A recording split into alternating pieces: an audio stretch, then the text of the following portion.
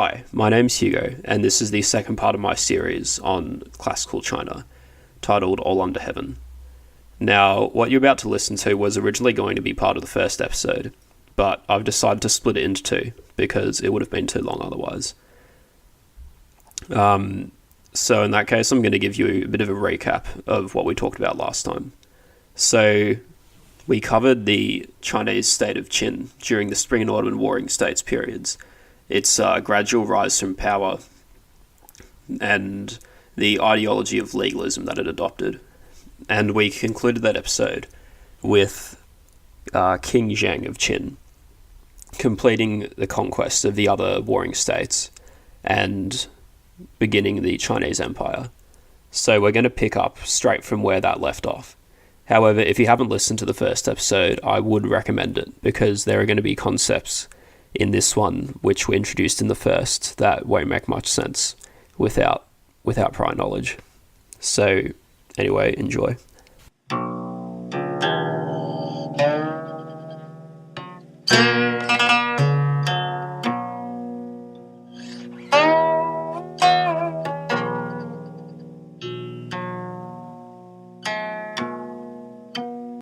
King Zheng kicked off his rule on an ominous note.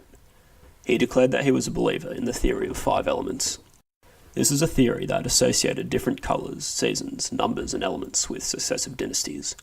Zheng claimed that the Zhou had ruled by the power of fire, and that Qin would succeed it with the power of water. Water was associated with the colour black, winter, the number 6, and death. The record says that, to mark the ascendancy of the new phase, all clothings, flags and pennants honoured the colour black. Among numbers, 6 was standard, so that tallies and official caps were 6 inches, carriages were 6 feet, 6 feet were taken to make up 1 pace, and carriages were drawn by 6 horses. He also changed the name of the Yellow River, calling it Powerful Water, to indicate that the era of the power of water had begun. Only by being stern and severe, by settling all affairs in the light of the law, by cutting and slashing without mercy or gentleness, he believed, could he comply with the destiny decreed by the 5 powers. Hence, he assiduously applied the law, and refused to pardon even crimes committed far in the past. Perhaps unusually for a generally conservative ancient world culture, which venerated a semi-mythical past, Zheng and his advisors realized that they had achieved something unprecedented in the history of China. Once Qi, the last of the warring states, had fallen, some of his ministers, including Li Si, spoke to Zheng, saying, "In ancient times, the 5 emperors possessed domains that were 1,000 leagues square. Beyond were the feudal lords who were submissive and the barbarians who were submissive. Of the feudal lords, some came to pay respects at the court and some did not, but the Son of Heaven could not force his will on them. But now your majesty has raised troops to punish the evil and remiss, brought peace to the world, made the entire area within the seas into provinces and districts, ensured that laws and rulings shall proceed from a single authority. From the highest antiquity to the present, such a thing has never occurred before, nor could the 5 emperors equal it." To recognise this achievement, the first order of business of the Qin Empire was to create a new title for King Zheng. Wang, the Chinese term we translate as king, had been used by the rulers of the earlier Shang and Zhou dynasties, and later had been adopted by the rulers of the various warring states. Because of the decline of the Zhou, and the coexistence of several kings toward the end of the warring states, the majesty of the term Wang had diluted a bit. The term that they created to replace it was Huangdi, which we translate as emperor. The term Huang meant something like august or grand, and it was a homophone of the word for yellow, making the title an allusion to the mythical Yellow Emperor, who was said to be the progenitor of Chinese civilization. Di had originally referred to the deities of the Shang dynasty, but its meaning had become more secular over time. During Zhou, it had come to be used for semi-mythical emperors of the past, and in the late Warring States period, some of the kings had actually tried to assert their temporary dominance over the others by using it as a title. However, these attempts had always been met with resistance from the other rulers, and were dropped soon after being adopted. So Huangdi had divine as well as political associations. They also changed the practice of referring to past rulers with a posthumous name, which is what I've been using to refer to them, because for the most part we don't know their personal names. An edict declared, "We have heard that in high antiquity there were titles but no posthumous names. In middle antiquity there were titles and posthumous names were assigned after the death of the person on the basis of his actions.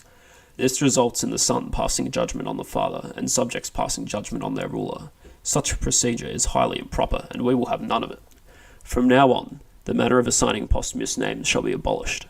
We ourselves shall be called First Emperor, Shi Huangdi, and successive generations or rulers shall be numbered consecutively, second, third, and so on for 1,000 or 10,000 generations, the succession passing down without end. You might note that this appeal to antiquity, and the condemnation of the inversion of the traditional hierarchy of father and son, sounds like a fairly Confucian argument. File that away for later reference. More importantly than creating this new title, Zheng and his ministers had to decide how the empire was going to be governed. His chancellor, Wang Wen, suggested that because the area they ruled was so vast, Zheng should set up his sons as vassal kings in the provinces that were far from Qin's heartland, places like Yan, Qi, and Chu. The idea was a delegation of responsibility. It would be too difficult to maintain control of the areas if it was the emperor's court far away in Xianyang that was making decisions for them. This would have been similar to what Zhou had done by parceling sovereignty in fiefdoms. However, Li Si, who was at this time the justice minister, had learned the lessons of history. He warned that this feudalistic style of government could lead to a fracturing into separate entities, just like what had happened throughout the Eastern Zhou. Kings Wen and Wu of the Zhou dynasty enfiefed a great many of their sons, younger brothers, and other members of their own surname. Later, however, these men became increasingly estranged, and even fell on one another like sworn enemies, and when the feudal rulers attacked each other in this manner, the Zhou Son of Heaven was helpless to restrain them. Now, thanks to the spiritual might of the sovereign, all the area within the seas has been united under a single rule and made into provinces and districts. If the sons of the ruler and the ministers who have won merit are rewarded with generous gifts from the public taxes, that will be quite sufficient. They can be easily controlled, and the world will be without dissension. This is the correct method for ensuring peace. To establish feudal rulers would not be expedient. The emperor agreed with Li. What they established instead was an extension of Qin's centralized bureaucratic government to the whole of China. The country was divided into 36 commanderies, which were run by a triumvirate of ministers appointed by the emperor. Each commandery had a civil governor, a military commander, and an inspector who acted as the representative of the emperor. The commanderies were further divided into counties, headed by magistrates, who were also appointed by Xianyang. None of these officers were hereditary, and those appointed to them could be replaced at any time. It was a complete rejection of the feudal system in favour of autocracy. It seems that around this time, Li Si was made chancellor, which is a sign of how much his thinking was to influence the policy of the emperor. Now, Li Si's proposition might look like the better choice to us, if the goal was to create a country that would remain united under the emperor. Surely, a repetition of Zhou's policy would just end up in the political disintegration of the Spring and Autumn and the Warring States periods all over again. But you have to remember that the Zhou had come to power around 800 years before this time, and there were different interpretations about why they disintegrated. Those who argued for an imitation of the Zhou, people who you could roughly categorize as Confucian-oriented, generally saw the disintegration as a result of rulers and feudal lords neglecting their proper virtue. Mencius, the Confucian scholar, was once asked by the king of Wei how he might profit the kingdom. Mencius retorted, "Why must your majesty use the word profit? What I am provided with are counsels to benevolence and righteousness, and these are my only topics. If your majesty say, 'What is to be done to profit my kingdom?' the great officers will say, 'What is to be done to profit our families?' And the inferior officers and the common people will say, 'What is to be done to profit our persons?' Superiors and inferiors will try to snatch this profit, the one from the other, and the kingdom will be endangered. In the kingdom of 10,000 chariots, the murderer of his sovereign shall be the chief of a family of 1,000 chariots. In the kingdom of 1,000 chariots, the murderer of his prince shall be the chief of a family of 100 chariots. To have 1,000 in 10,000, and 100 in 1,000, cannot be said to not be a large allotment. But if righteousness be put last, and the profit be put first, they will not be satisfied without snatching all." What we see here is very interesting. There's a recognition that there's a danger to the king in parceling out his power. It's put in military terms. A lord who commands 100 of the king's chariots might usurp him. But for Mencius, the solution is not to centralize authority in the king. It's to set an example of virtue, so that the commander is satisfied with his allotment of power, and not concerned with expanding it. For the Confucians, it was straying from the moral path set by early Zhou that had led to the chaos of the Spring and Autumn and Warring States periods. For Li Si and those who thought like him, however, the people whom we might call oriented towards legalism, the problem was fundamental to the way Zhou had distributed power. It's a realist worldview, in the political theory sense of the word. Han Fei, a legalist thinker who was a fellow student of Sun Quang with Li Si, had argued that the desire for profit trumped morality. When the cartwright finishes making carriages, he wants people to be rich and noble. When the carpenter finishes making coffins, he wants people to die early. Not that the cartwright is benevolent and the carpenter is cruel, but that unless people are noble, the carriages will not sell, and unless people die, the coffins will not be bought. Thus, the carpenter's motive is not hatred for anybody, but his profits are due to people's death. If this was the case, how could the ruler trust anyone, even his own family, if they were in a position where they could profit at his expense? With this sort of view, to legalists it looked like folly for a ruler to enfeoff his relatives, thereby granting them a lot of power at his own expense, and then trust that they would remain loyal to him. The best course of action was to create a system which maximised the centre's control over the periphery. At least, that was the theory. We'll get to see how it played out as we go on. Aside from the system of administration, the emperor took other measures to reduce the potential for internal threats. A mass disarmament took place. Weapons from all over the country were taken to the capital and melted down to make bells, and also 12 huge statues which were stood in Zheng's palace, and were apparently humanoid guardian figures. Walls surrounding the cities of the old states were knocked down, and fortifications that had guarded their boundaries were levelled. The records claims that 120,000 great families were moved to Xiangyang, where they were placed in replicas of their old homes and shrines so that they could continue the worship of their ancestors. Having them in Xiangyang made it easier to keep an eye on them, and was an attempt to reduce local, regional pillars of power. Zheng also built whole palaces that imitated those of the conquered states, which were built on the north bank of the Wei River and faced the emperor's palace on the south bank. Each of these palaces was filled with musical instruments and women from its respective state. They served as elaborate symbols of the complete submission of Qin's opponents. Work was also done on the emperor's future tomb, a project that had apparently begun when Zheng first became king of Qin, but now had all the resources and labour of China at its disposal. This is the tomb where the famous Terracotta Army comes from. The construction of it was something very impressive. From the 4th century BC, Chinese tombs of elite families had imitated aspects of a house. They were cut into cliffs and divided into rooms that followed the layout of the occupant's old home. They were filled with depictions of idyllic household life. The practice trickled down from the elite, and Mark Edward Lewis suggests that even peasants may have followed this style, although their structures would have been made of earth and wood and not survived till the present. But a simple dirt hillock and a wooden hut would not do for the tomb of the man who unified China. The tomb of Emperor Zheng was dug into Mount Li, and it sounds like the whole mountain was turned into a mausoleum, with the sides covered with models of his palaces and towers. It was surrounded by a double wall, which gave it the same status as a city. It was filled with sculptures of officials, entertainers, and the famous Terracotta Army of more than 6,000 figures. The records claim that 700,000 men worked on just this project. Construction projects also began outside the capital.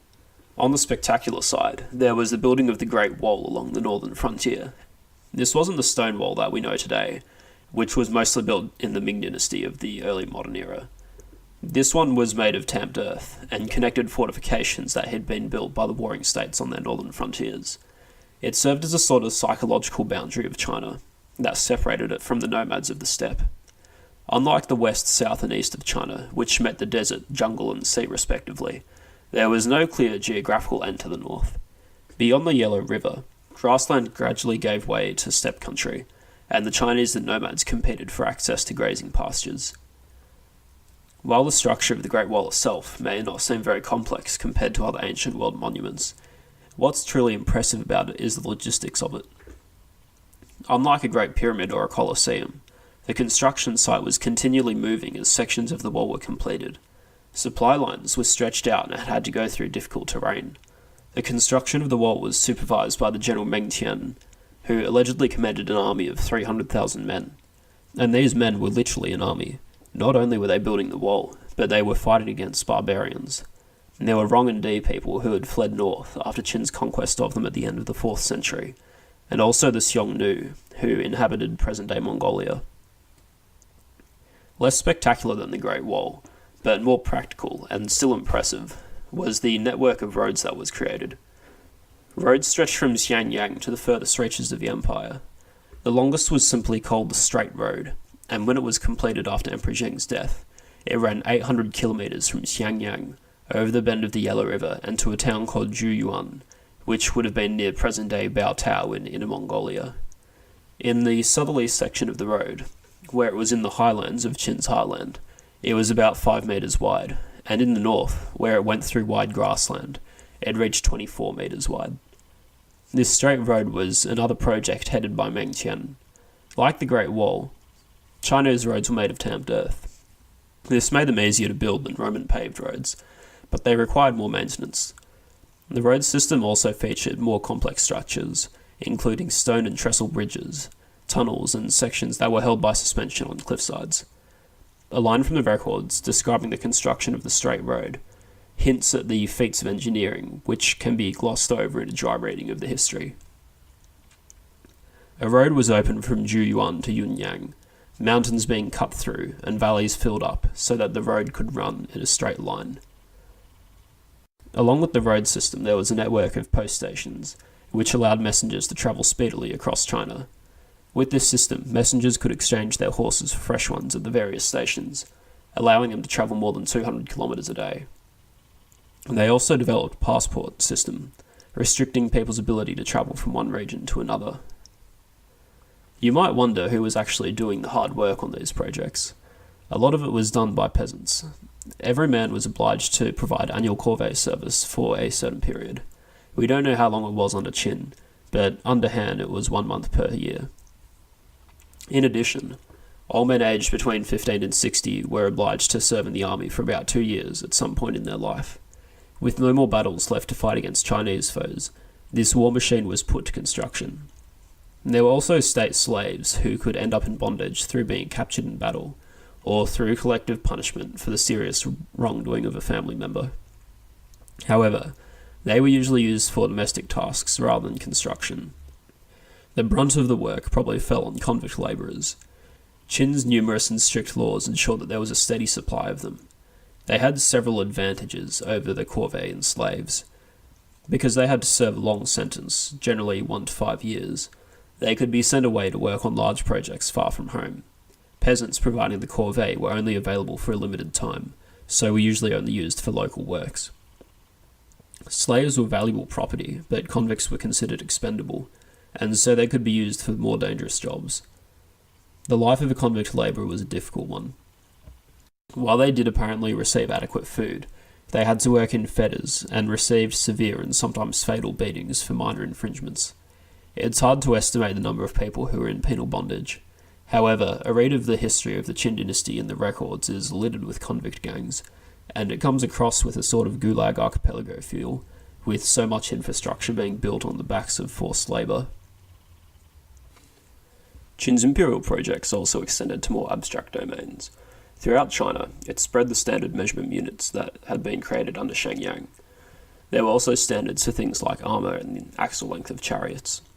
It sounds like a bit of an uninteresting reform, but I'm sure we can understand the impact of having uniform measurements throughout the realm would have had, especially in a time when you couldn't just convert feet to metres in a matter of seconds like you can today. No one wanted a situation where they ordered 10 dan of wheat only to receive 5, all because the dan meant something completely different in the town you ordered from. In keeping with this idea, only one form of currency was allowed under the new empire. During the Warring States, each state had minted its own coins. Now, Qin's coins are made the only legal tender. Their coins are round with a square-shaped hole in the middle, which allowed them to be carried on a string. This design is still used in China today, as well as for some Japanese coins. Another measure which had lasting effects was the standardization of written Chinese. The Chinese writing system is mostly logographic, meaning that individual characters represent words or ideas, rather than sounds. This means that the number of characters in Chinese is comparable to the number of entire words in other languages. Today's largest character dictionaries have tens of thousands of entries. The earliest evidence for written Chinese dates from around 1500 BC, when they were carved on bone used for divination. Different characters evolved in different regions of China. Remember that all those different warring states had spoken different dialects. Their characters also tended to be quite complex. After the political unification had been achieved, Li Si headed a project to unify the written language as well. The older characters were simplified, and redundant or obsolete ones repressed. It's a bit too complex to get into, but many Chinese characters have 3 or 4 graphical elements within them, which can be linked to the meaning of the word or how it's pronounced.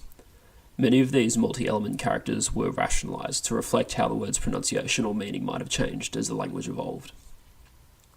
The result of these efforts was a set of characters that we call small seal script. Modern Chinese characters are derived from it, and they're still sometimes used for stylistic purposes, such as on the cauldron in the picture for this podcast. They were promulgated throughout the empire and used for imperial documents. Soon, everybody was using the same script, even though they may have spoken in different dialects. One of the cool things about a logographic script is that because the characters represent ideas rather than sounds, 2 people who speak different languages can write down what they're saying in pretty much the same way. It would be as if Germans and Frenchmen both wrote larch in English when they wanted to say lache or malaise, but they read it in their own language. This was particularly helpful for the newly unified China, where people from different regions would often be speaking mutually unintelligible dialects. In this setting, small seal script acted as almost a separate, universally understood language.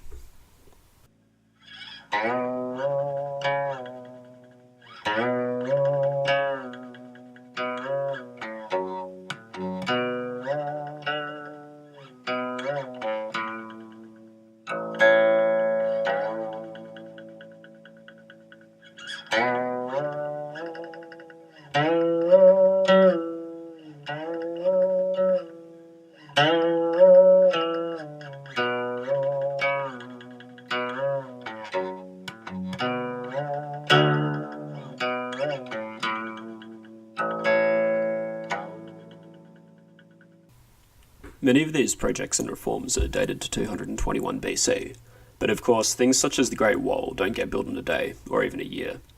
Construction on these immense projects, and the process of standardizing the language, took place over much of the duration of the Qin dynasty. So with these sort of background happenings established, let's get into some of the events that happened after the unification. The year after the unification, Emperor Jing went on a tour, visiting some towns that were west of Xianyang. The next year, he went on another tour. This one was more ambitious. He travelled along the Yangtze, through the former lands of Chu, all the way to the tip of the Shandong Peninsula, on the eastern coast of China. On the way back, he went through the Guangdong region, that fertile plains area around the Yellow River. On this tour, the emperor consulted with some Confucian scholars about religious sacrifices he ought to be making as the ruler of China. Taking their advice, he performed the Feng sacrifice at Mount Tai, which lay in the former lands of Qi. The Confucian classicists believed that this particular ritual could be traced to the early Zhou rulers' worship of heaven, which was a fairly abstract sort of idea of God. When Zhou had replaced Shang, they claimed that their authority was sanctioned by heaven. This is where the idea of the mandate of heaven was from. Unlike the deities that Shang had worshipped, heaven was not meant to be an ancestor of the Zhou house. It could grant its authority to whichever family was able to govern in accordance with its will. When Zhou's power had diminished, and it could no longer claim to rule China, it discontinued the worship of heaven. From the Confucians' perspective, the Feng sacrifice was a way for the emperor to assert his claim to the mandate of heaven. However, the actual details for the ritual that Emperor Jing performed on his tour were probably invented by himself and his councillors. For him, it wasn't really about the worship of heaven. It was just a way to pronounce his newly won sovereignty over the world. Qin's state rituals had usually centered on geographic features like mountains or lakes, or of the cardinal directions, a god of the west, or of the north. This was a way to assert sovereignty over the land around those features or directions. Historian Mark Edward Lewis argues that the Feng sacrifice of Mount Tai was a continuation of the tradition of using landmarks to claim sovereignty, this time over the whole world. The Feng sacrifice did not become a regular ceremony. In fact, it was not repeated during the Qin dynasty. The worship of directional deities, however, continued to hold its place as the most important state ritual. On this second tour, the emperor also placed stone inscriptions at some of the locations that he visited, which proclaimed his achievements and the glory of Qin. Another happening on the tour was the colonisation of an area on the Shandong Peninsula, called the Langmuir Terrace. No particular reason for this is given, except that it had probably been sparsely populated, and that when the emperor had visited, Sima Chen says, it delighted him so greatly that he remained there for 3 months. This was the first major colonisation project of several that took place during Zheng's reign. On this occasion, the records claims that 30,000 commoner families were relocated. As compensation, they were given a tax and labour service exemption for 12 years. Finally, on this tour, the emperor started showing signs of what's traditionally been viewed as eccentricity. After performing the Feng sacrifice on Mount Tai, the emperor was caught in the rain on the way down. He took shelter under a tree, and as a reward apparently enfeoffed the tree, granting it a rank in Qin's official hierarchy. At another point of the journey, his crossing of the Huai River was delayed by bad weather. The goddess of the nearby Mount Xiang was blamed for the trouble, and in a move that reminds me of the stories of Xerxes whipping and shackling the Dardanelles, Emperor Jing decided to punish the goddess. He ordered a convict force of 3,000 men to deforest the mountain, and paint the entire thing red. If true, it's hard to know what these stories suggest about the emperor's personality. Was the enfeoffment of the tree a sign of insanity, or was it considered some sort of interaction with the spirit world? Or could it just be a joke? In regards to the Mount Xiang incident, did the emperor really believe that he was punishing a god, or was it more a cynical ploy to demonstrate his power to the common people, who might be more inclined to believe that the bad weather was some kind of divine interruption of the imperial progress? I wouldn't dismiss the possibility of the emperor himself being superstitious. You might be familiar with the trope of a Chinese emperor obsessed with eternal life. Well, the records would indicate that China's first emperor set the groundwork for this theme. While on the coast, Zheng learnt of a legend that said there was a group of islands out to the east that were inhabited by immortals. He sent an expedition in search of them, which, for some reason, had to be made up of several thousand young boys and girls, headed by the mystics who told him of the legend. Traditionally, it's said that these adventurers arrived at and settled in Japan. However, there are no concrete records of what happened to them, and I suspect that if the episode is true, then it probably ended in tragedy. This is just one instance of many that were part of Zheng's search for eternal life. We'll get into some more of them as we go on in this account of his reign. Following this eventful tour, the emperor went on several more. The next year, 218, he travelled again to the Shandong Peninsula. In 215, he went on another progress, this time to the lands of the north. While in the former country of Yan, he met a scholar mystic called Lu, whom he sent on another mission to find immortals. While on these tours, he placed more inscriptions around the empire, proclaiming his triumphs. These inscriptions are recorded in the records, and they provide us with a bit of the propaganda that the emperor was using to assert his right to rule. Zheng portrayed his unification of China as a war for peace. The 6 states that Qin had conquered were described as self-interested obstacles, which had kept China locked in a condition of violence, detrimental to the common people. A section from the inscription left at Mount Jifu on the 218 progress reads, "The 6 states were recalcitrant, insatiable in greed and perversity, pillaging and slaughtering endlessly. The august emperor, pitying the multitude, called out his chastising armies, brandishing his military power. Through righteous punishment, trustworthy acts, he displayed his might in all quarters, till there were none who failed to submit." We see here that the emperor's claim to sovereignty is inextricably linked to his righteous conquest of the other states. I'll also read you the entirety of the inscription left at Jieshi on the 215 tour, because it's a good summary of the sorts of things that you find in the other longer inscriptions. He called out his armies to punish the unprincipled, and the workers of evil have been wiped clean. His arms cut down the violent and contentious, his civil arts restored the guiltless, and the hearts of the multitude are submissive. Generously he judged merit and worth, his rewards extending to oxen and horses, and his bounty fat in the land. The august emperor displayed his might, his virtue brought together the feudal lords, for the first time bestowing unity and peace. He demolished walls and fortifications, opened up waterways, cut through embankments, and levelled the steep declivities. When the shape of the land had been fixed, the masses were freed from corvée labour. That's a lie. and all the empire was comforted. Now men delight in their tasks, women pursue their occupations, each affair arranged in the proper order. His bounty extends to every occupation, all have their allotted work in the fields, none without a place of rest. In this zone we see some of the traditional legalist values, such as the bad being punished and the meritorious being rewarded. However, we also see some things that Confucians could get behind as well. There's the suggestion that the emperor's personal virtue, not just his military strength, enticed their rival rulers to submit to him. That sort of harks back to the idea of the rule by man, but rather than the rule by law. The later part, about men and women pursuing their proper tasks, and people being happy in their places, jives well with the Confucian insistence on people fulfilling their proper roles in relation to others. In Confucius' Analects, it says, "There is government when the prince is prince, and the minister is minister, when the father is father, and the son is son." Mencius elaborates on this idea, describing how in a post-Diluvian time, the minister of agriculture taught the people to sow and reap, cultivating the 5 kinds of grain. When the 5 kinds of grain were brought to maturity, the people all obtained subsistence.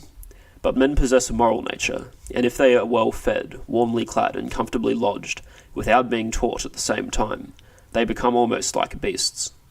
This was a subject of anxious solicitude to the sage Shun, and he appointed Xie to be minister of instruction, to teach the relations of humanity, how, between father and son, there should be affection, between sovereign and minister, righteousness, between husband and wife, attention to their separate functions, between old and young, a proper order, and between friends, fidelity.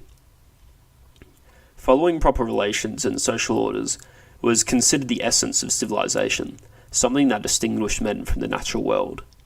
Emperor Jing's claim that men delight in their tasks, women pursue their occupations, each affair arranged in the proper order, seems to echo that traditional rhetoric and appeal to the sentiment. Despite the emperor's claims that he had brought about peace, happenings in these years suggest that things were not all peachy. The Chinese continued to march out on campaign. However, now rather than attacking other Chinese states, they were conquering foreign, unknown land. In 214, the scholar whom the emperor had sent in search of immortals, Lu, returned with a prophecy that the Qin dynasty would meet its end by Hu, the word that the Chinese used to describe the nomads to the north. In response, Zheng commanded Meng Tian to lead an army of reportedly 300,000 men against these nomads. This was probably just a particularly eventful year in the ongoing conflict against barbarians that surrounded the construction of the Great Wall. The same year, 214, an army was sent to the south, and a large area was conquered, the regions that make up southern China today around the Pearl River. This too was actually part of a campaign that had begun several years earlier. This army was made up of people who had fallen afoul of Qin law and ideology, those who avoided taxes and corvée labour, bonded servants and merchants. To administer the new territory, new commanderies were set up, and convicts were relocated there as colonists. The campaigns to the south were probably more important in the long term, because the environment was more conducive to a settled lifestyle. The process of turning this marshy jungle landscape into the highly productive rice farming area we know today began. The first step, which took place during the reign of the Qin dynasty, was the construction of the Linshu Canal, which was about 5 kilometers long. It created a link between the Yangtze and Pearl River systems, allowing supplies to be transported south. It's still in use today. This southern area was inhabited by the Yue people. Unfortunately, the records doesn't have much to say about them. The term referred to the collection of tribal peoples south of the Chinese heartland. Later, the term came to refer to the Vietnamese. The Chinese character for Yue is the same as the one for Viet. The Huainonzi, an early Han Dynasty proto-encyclopedia, similar in concept to Lu's Spring Autumn Annals, often refers to them in parallel to the nomadic people who lived north of China in the steppe, placing them clearly outside the Chinese cultural sphere. It suggests that they, and the northern nomads, probably had a subsistence-level economy. The Xiongnu produce rancid animal skin garments, and the Gan and Yue peoples make thin clothes out of pueraria fabric, a sort of creeper plant. Each produces what it urgently needs in order to adapt to the aridity or dampness. The Yue were also apparently accustomed to boats, which would be suitable given that the terrain around the Yangtze and Pearl rivers is generally mountainous and was heavily forested, making the myriad rivers the best routes for transport. Aside from these brief insights into the culture of the Yue, the Huainanzi also has one of the more detailed accounts of the First Emperor's campaign to the south. It's short and interesting enough, so here you go. The first emperor of Qin valued the rhinoceros horn, ivory, jade and pearls of Yue. Thus he sent Commandant Tu Sui with 500,000 troops. They were made into 5 armies. One army fortified the mountain peak at Cheng in present-day Hubei province. One army defended the pass at Jiuyi in Hunan. One army was positioned at the capital of Fanyu in Guangdong. One army guarded the frontier at Nanye in Hubei. One army encamped at the Yugan River, also in Hubei. For 3 years, they did not take off their armour or unstring their bows. Supervisor Lu was sent to transport their provisions. He also used soldiers to dig canals and thus opened the route for supplies. They fought with the people of Yue and killed Yi Su Song, the ruler of Xiao, a particular tribe of Yue. But all the Yue people went into the forests and lived with the birds and beasts. None was willing to be captured by the Qin. They conferred with one another in establishing a brave and outstanding man as commander, and attacked the Qin by night, greatly crushing them. They killed Commandant Tu Sui, and there were tens of thousands of bloody corpses. Qin thus sent more guards to defend against the Yue. Isn't that last section particularly interesting, with its suggestion of some sort of guerrilla action? Also, if the size of the force sent to Yue was really 500,000, it probably wasn't composed entirely of the undesirables that Sima Qian claims it was. Anyway, the conquerors eventually emerged victorious, and many Chinese were sent to the area as colonizers. I can only guess that the ancestors of those Yue who suffered through the process were eventually assimilated into the Chinese way of life. As well as fighting abroad, there were also hints that China was experiencing a degree of domestic turmoil. On the tour of 219, the emperor survived an assassination attempt, and in 216, he was attacked by a group of bandits, as the records called them, while on a nighttime stroll. While the first attack was politically motivated, the emperor was apparently in disguise on the second one, so it seems likely that the bandits were a gang of common criminals. China in fact had a rich history of organised crime, and gangs often marauded along roads and loitered in marketplaces. It's hard to know whether the level of this sort of crime under Qin was above or below what had been standard during the Warring States period. However, the massive numbers of convicts that were apparently being employed in the armies and in construction projects suggests that the level of crime was not insignificant. The records mentions that in 216, the price of grain was extraordinarily high. It's likely that the resources that were going into projects such as the Great Wall and into the armies fighting on the frontiers were causing the rise. Remember, all these men engaged in warfare or construction meant less farmers, and they themselves still needed to be fed. The Huainanzi paints a pretty dire picture of the material conditions under the Qin. All this time, men could not farm fields, and women could not gather hemp or make thread. The emaciated and weak pushed carriages on the roads. Noblemen met one another at crossroads carrying baskets. The sick were not cared for, the dead were not buried. Elsewhere, it even claims that some people cooked their own children because material benefits were insufficient. Now, these accusations could be attributed to anti-Qin bias during the time of the writing of the text, but sadly, the annals of history show us that it's not implausible. If economic conditions were this bad, an uptick in crime rates, despite the harsh legalist code that Qin implemented, would not be unexpected. The stuff that the inscription on the stone boasted about wasn't all hot air, though. The emperor was truly concerned with following the legalist precepts, the harshness of penalties, the totalitarian system, yes, but also the call for a somewhat egalitarian court system, something we might look on more favourably. In 213, for example, officials of lawsuits who had been unjust in their dealings were punished by being sent on these frontier campaigns in the north and south. This suggests that the emperor was serious about policing the upper strata of society as well as peasants, and in ensuring that the legal system was as free as possible from corruption. Furthermore, the meritocratic system Qin had introduced was extended throughout the empire. Peasants who provided service to the state such as through military performance or extra contributions of grain, could be rewarded with ranks that conferred certain benefits. Holding some of the higher ranks could exempt one from corvée labour, and they were also a marker of social status in one's community. Men who weren't high-born could achieve positions of power on the basis of their merit. Li Si himself, who was probably the second most important person in China, had begun his career as a commoner, working as a petty clerk for his local province. So we can't dismiss the first emperor's impact as entirely negative. Having said that, it's time to get into one of the most infamous incidents in Chinese history. In 213, the emperor hosted a party of academics and officials at his palace. Most of them sung his praises, and one in particular, an archery captain named Zhou Qingchen, lauded his unification of China as the greatest event in history. However, there was a dissenting voice. A classicist from the former state of Qi, Chun Yue, revived the idea that Wang Wan had proposed upon unification, namely, that the empire should be governed by enfeoffing members of the royal family and high ministers. He said, "I have heard that the kings of the Yin and Zhou dynasties," the Yin being another name for the Shang, "ruled for 1,000 years or more, for they enfeoffed their sons and younger brothers and the meritorious ministers to aid and support them. Now your majesty possesses all within the seas, yet your sons and younger brothers are mere commoners. If a Tian Chang or the 6 great ministers of Jin should suddenly appear, you would be without support or assistance, and how could you be saved?" Tian Chang and the ministers of Jin referred to 2 occasions during the Warring States period, in which a ruling family was usurped by disloyal ministers. Chun Yue was basically arguing that blood was thicker than employment contracts.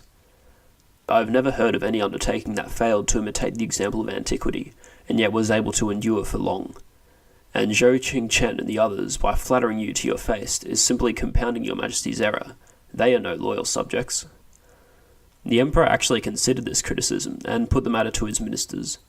Li Si objected to it strongly, and his retort in the records is so dramatic that I'll subjugate you to another quote ad longnam. The first emperor referred the matter to his ministers for discussion. The Chancellor Li Si said, "The 5 emperors did not imitate each other. The 3 dynasties did not carry out each other's ways, yet each was well governed. It was not that they rejected one another, but that the times changed. Now your majesty has initiated this great undertaking, establishing merit that will last 10,000 generations. This is not the sort of thing a stupid Confucianist would understand. Chun Yue has spoken of the 3 dynasties, but why should they be worth taking as a model? In other times, the feudal rulers vied with one another in inviting wandering scholars to their courts and treating them generously. But now all under heaven has been pacified, and laws and ordinances proceed from a single source. The common people in their homes devote their efforts to agriculture and crafts, while gentlemen study the laws and ordinances and practice how to avoid prohibitions. But nowadays scholars, instead of looking to the present, study antiquity in order to criticize their own age, misleading and confusing the black-headed people," a term for ordinary folk. "As Chancellor, your servant Li Si must speak out on pain of death. In the past, the empire was fragmented and in confusion. No one was able to unite it. Therefore, the feudal rulers rose up side by side, all of them declaiming on antiquity in order to disparage the present, parading empty words in order to confuse the facts. Men prided themselves on their private theories and criticized the measures adopted by their superiors. Now the august emperor has unified all under heaven, distinguishing black from white and establishing a single source of authority. Yet these adherents of private theories band together to criticize the laws and directives. Hearing that an order has been handed down, each one proceeds to discuss it in the light of his theories. At the court they disapprove in their hearts, outside they debate it in the streets. They hold it a mark of fame to defy the ruler, regard it as lofty to take a dissenting stance, and they lead the lesser officials in fabricating slander. If behaviour such as this is not prohibited, then in upper circles the authority of the ruler will be compromised, and in lower ones cliques will form. Therefore it should be prohibited. I therefore request that all records of the historians, other than those of the state of Qin, be burned, with the exception of the academicians whose duty is to possess them. If there are any persons anywhere in the empire who have in their possession copies of the odes, the documents, or the writings of the 100 schools of philosophy, they shall in all cases deliver them to the governor or his commandant for burning. Anyone who ventures to discuss the odes or documents shall be executed in the marketplace. Anyone who uses antiquity to criticize the present shall be executed along with his family. Any official who observes or knows of violations and fails to report them shall be equally guilty. Anyone who has failed to burn such books within 30 days of the promulgation of this order shall be subjected to tattoo and condemned to Waldorn labour. The books that are to be exempted are those on medicine, divination, agriculture, and forestry. Anyone wishing to study the laws and ordinances should have a law official for his teacher. The Records concludes the passage by simply saying, an imperial decree granted approval of the proposal. This has traditionally been one of the most reviled actions of the first emperor. The targeting of the odes in the documents, in particular, raised the ire of Confucians for centuries after. Li Si's object with this order was ideological unity. Only the legalist philosophy sanctioned by the government should be permitted, and only those who received permission from the emperor should have access to it. Remember Shang Yang's vision of a simplistic peasantry?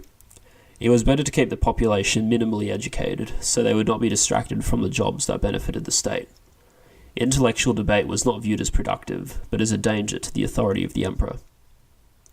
To be fair, this sort of thing was not unprecedented, and it wasn't the last such episode in Chinese history. However, I do think there was something particularly in keeping with the legalist school of thought in this action. Other schools tended to view themselves as superior, but they considered their intellectual opponents to have a grasp on some portion of a larger truth, or way, Tao in Chinese. The Zunzi, a Confucian text, expresses the sentiment that other philosophies had distorted the Tao by their narrow focus. In his discussion of non-Confucian scholars, Sun Kuang says, if one speaks of it in terms of usefulness, then the way will consist completely in seeking what is profitable. If one speaks of it in terms of desires, then the way will consist completely in learning to be satisfied. If one speaks of it in terms of laws, then the way will consist completely in making arrangements.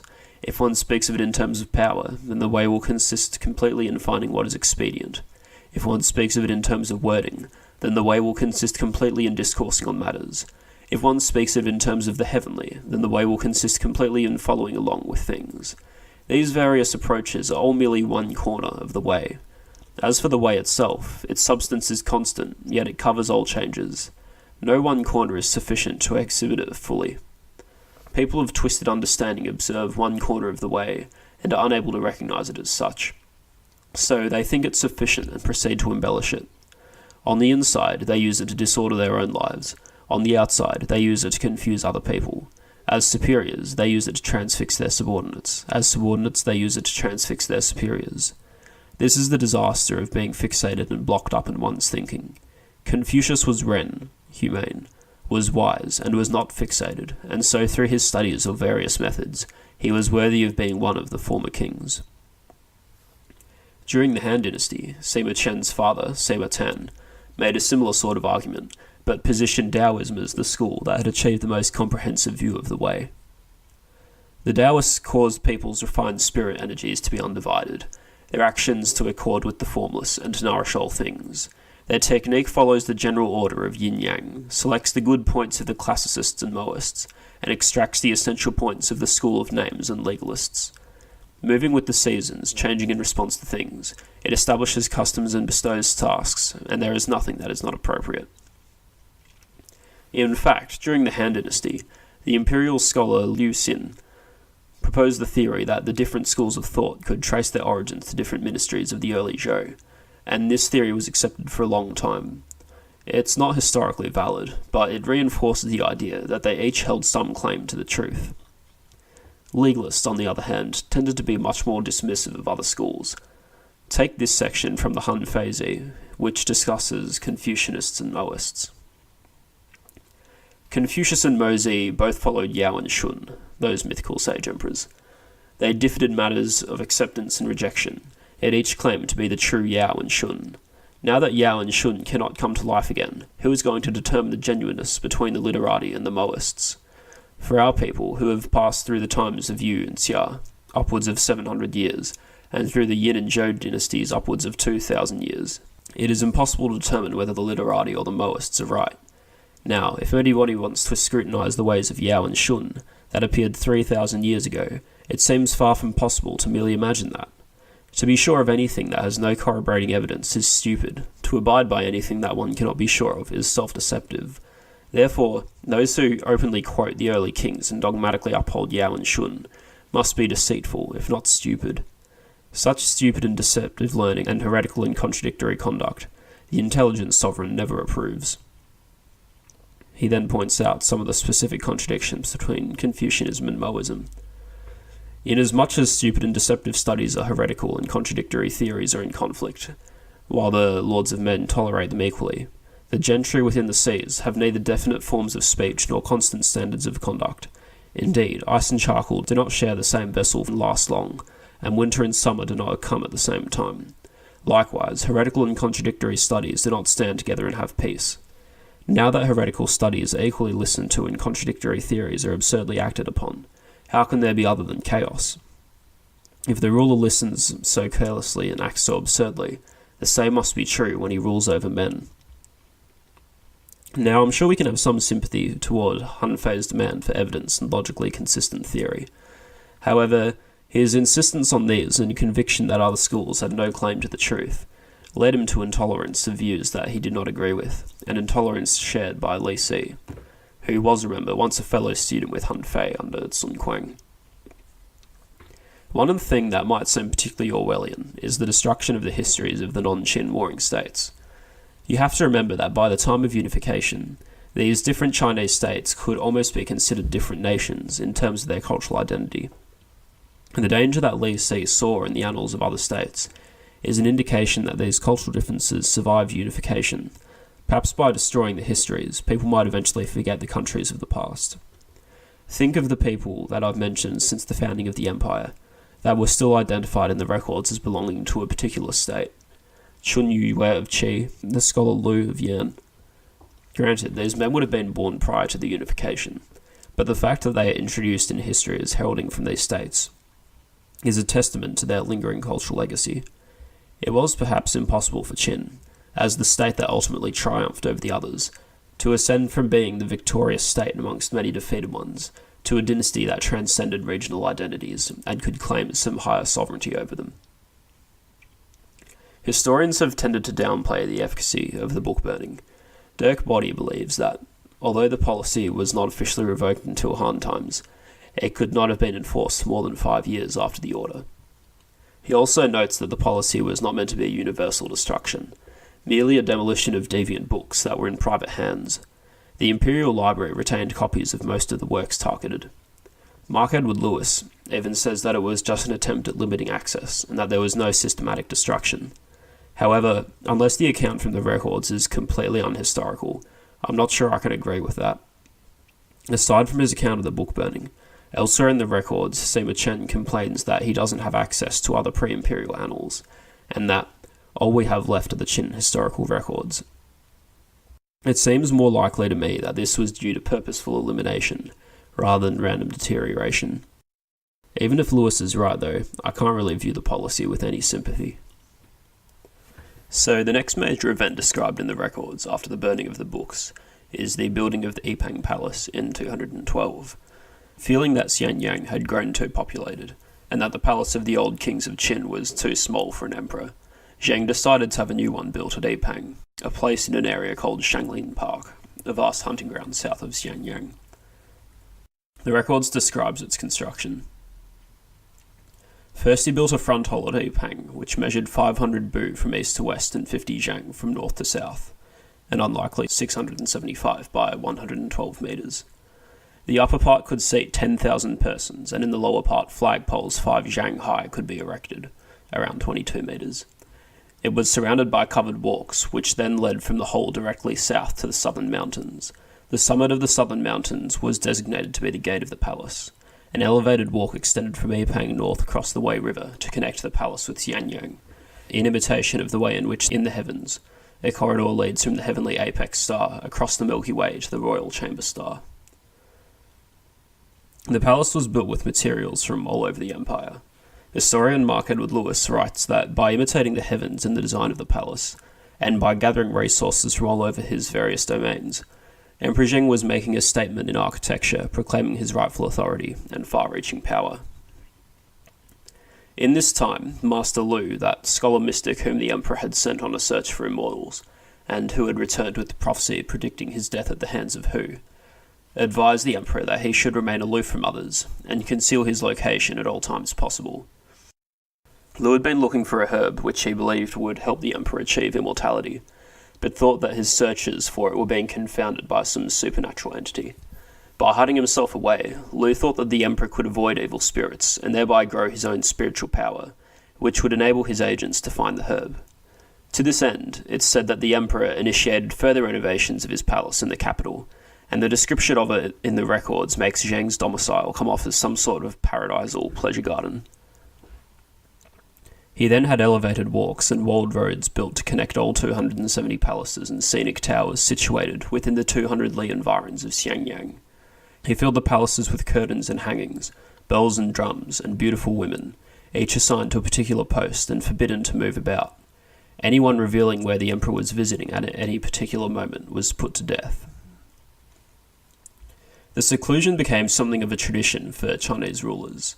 Historian Sun Yaoyang notes that, unlike Roman emperors, who were often the centre of public events and whose personal fame was a measure of their power, Chinese emperors tended to avoid the public eye. There were some visible rituals and rites that they did participate in, such as the annual ploughing of a sacred field, but for the most part, they stayed in their palaces, preferring the airs of the mysterious mastermind, like Blofeld from the first few Bond films.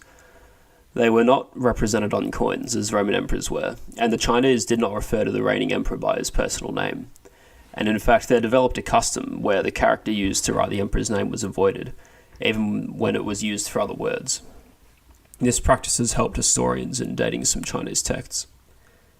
Emperor Zheng made a lot of tours of the empire during his reign, but no subsequent rulers did so as frequently.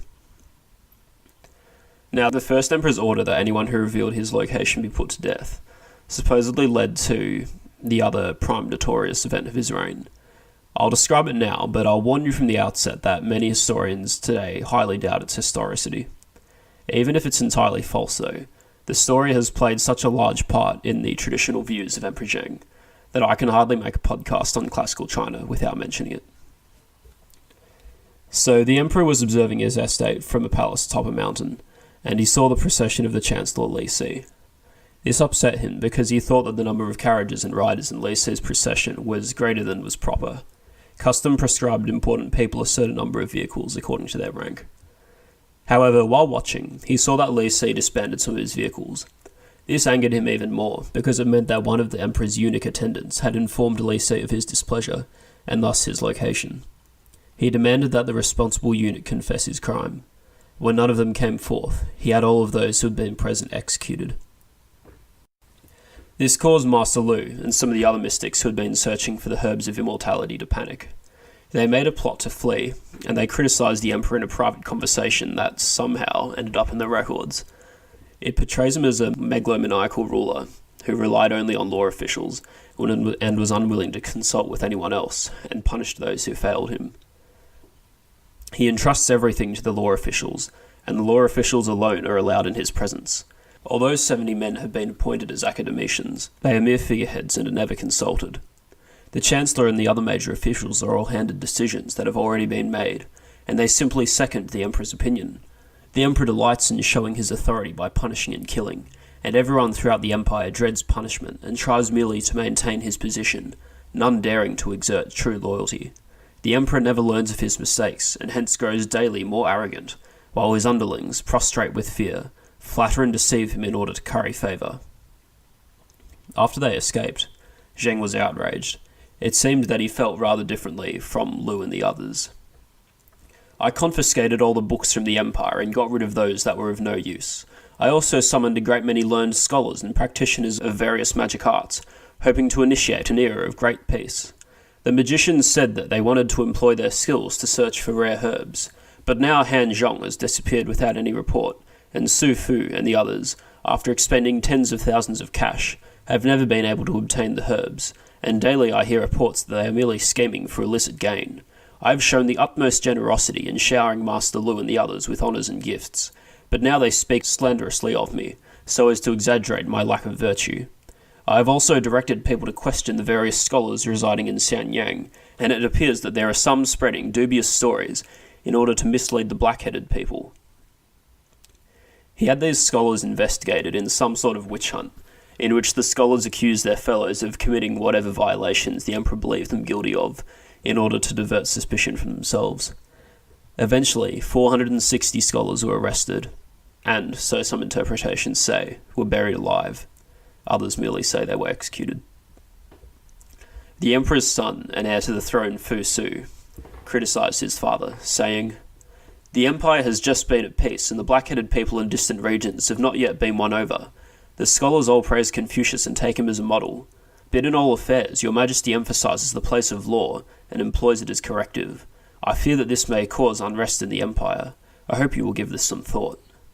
This criticism annoyed Cheng, and he banished Fu Su north to work on the Great Wall with Meng Tian. Now, I say that many historians are dubious about whether this burying of the scholars ever actually happened, and Dirk Body lays out why this is the case. Sima Qian's telling of it in the records is the earliest account of the story that we have. Because of a particular semantic inconsistency between the section describing the massacre and the rest of the chapter, some historians believe that the event was not recorded in the Qin records that Sima Qian was primarily working from. This means that he either was working from an unknown source, or that the section is an interpolation in the records by a later writer. If either of these are the case, the likelihood of the story being fictitious propaganda designed to make the first emperor look bad is high. In contrast, though, the translator of the edition of the records that I'm using, Burton Watson, doesn't find the inconsistency to be compelling evidence of an interpolation. He admits that Sima Qian may have been fairly biased against Qin, but if we assume that the story of the execution of the scholars was in Sima's original work, there's not much reason to disbelieve that, but to believe whatever else he says about Qin. I'll point out that it does look like Zheng's son, Fu Su, was banished, or at least sent to the Great Wall at some point, so that's one thing that connects the episode to other events described in the account of the Qin dynasty. Nevertheless, I'm definitely not qualified to sit on one side or the other, so I'll just have to throw up my hands and say, maybe. What's possibly more important is that the story was believed without question for a long time, and Confucians of later generations saw their ideology as the target of the first emperor's devilry. It was this event that maybe never happened that more than anything mythologized Qin Shi Huang as an enemy of intellectuals, and it was the specific action that Mao Zedong was praising at the beginning of the first part of this series. The truth is, though, that Emperor Zheng wasn't really as much of an enemy of Confucianism as later-day Confucians would have you believe. While it's fair to say that the Qin Empire was the closest imperial China ever got to an embodiment of legalist principles, it seems to be the case that it was Li Si who was the main actor pushing for pure legalism. The emperor himself appears to have been more accommodating of other philosophies. Remember that in his youth he had been strongly influenced by Lu Wei, who had drawn inspiration from all different philosophies in his compendium Lu's Spring and Autumn Annals. The emperor seems to have had an affinity for Taoism. The topic of Taoism is a bit of a meatloaf, but to put it broadly, there was a philosophical aspect to it, and a mystical or even shamanistic one. They were both aimed at achieving long life, making them of particular interest to Emperor Zheng. He seems to have surrounded himself with mystics who followed at least some aspects of Taoism. In particular, this Master Lu figure comes off as a bit of a Taoist. In his recommendation to the emperor advising him to seclude himself so as to achieve immortality, as quoted in the records, he says, "A true man can enter water without getting wet, enter fire without getting burned, soar over the clouds and air, and endure as long as heaven and earth." This seems to be derived from a passage from a foundational Taoist text, the Zhuangzi. What is meant by the true man? The true men of old did not reject the views of the few. They did not accomplish their ends like heroes before others. They did not lay plans to attain those ends. Being such, though they might make mistakes, they had no occasion for repentance. Though they might succeed, they had no self-complacency. Being such, they could ascend the loftiest heights without fear. They could pass through water without being made wet by it. They could go into fire without being burnt. So it was that by their knowledge they ascended to and reached the Tao. Lu also recommended to the emperor that he adopt this term, true man, when referring to himself. In Chinese it's Zhen Ren, and it's a Taoist conception indicating the highest virtue a man can achieve. The emperor followed this advice.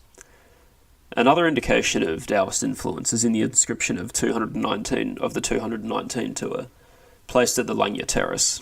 It says, "He has shed light on ancestral temples, embodying the way, enacting virtue, and fulfilling his exalted title." This pairing of the words way, Tao, and virtue, De, is an allusion to another foundational Taoist text, the classic of the Way and Virtue, Tao Te Ching. Aside from these allusions to philosophical Taoism, there's also the actions we've covered that suggest that the emperor might have been unusually superstitious, even for an ancient world person. There was the enfeoffment of the tree, the painting of the mountain, and the whole quest for immortality. There's also the emperor's belief in the five elements theory. No matter the extent to Zheng's belief in these things, they were not derived from legalism, which took a very realistic, grounded look at the world.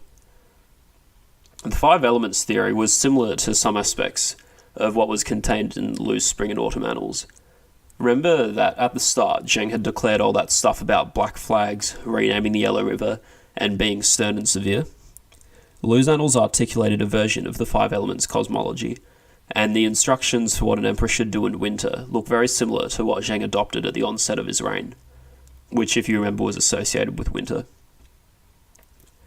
The Son of Heaven resides in the left department of the dark hole in the Hall of Light. He rides a dark-coloured carriage, drawn by iron-black horses bearing dark-coloured streamers. He is clothed in black robes and wears dark-coloured jade ornaments.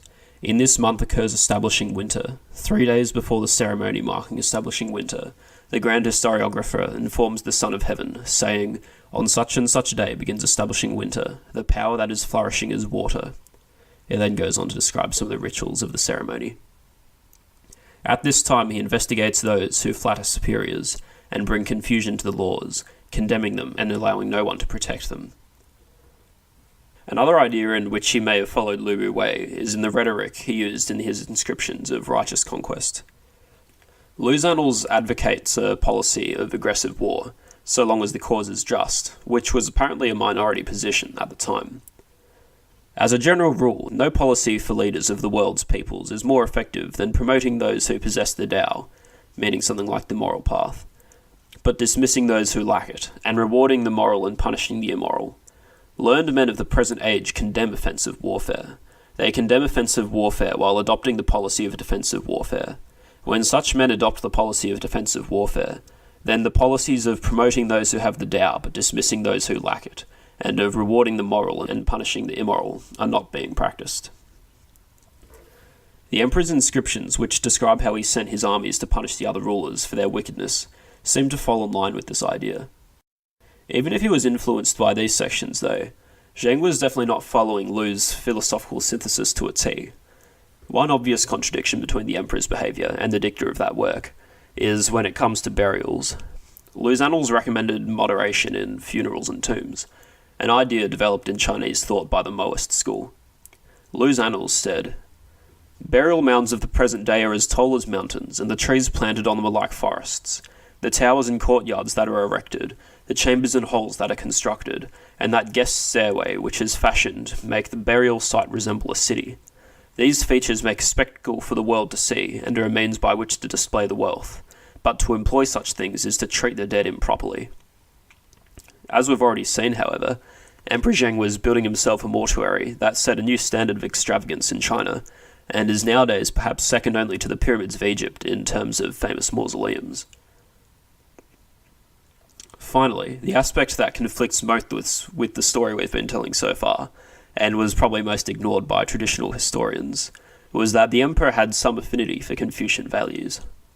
While the political vision of Confucianism, feudalism and disparagement of rule by law, was antithetical to the legalist governance of Qin, its moral values were somewhat more compatible.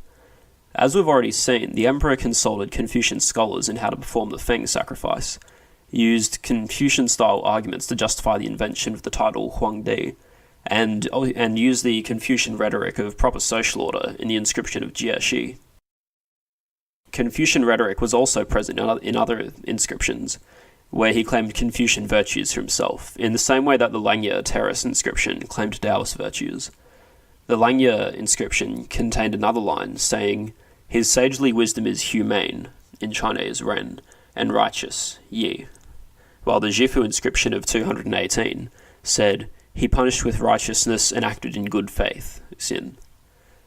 These ideas, Ren, Yi, and Xin, were fundamental Confucian virtues, and would later be canonized as 3 of the 5 constants during the Han Dynasty.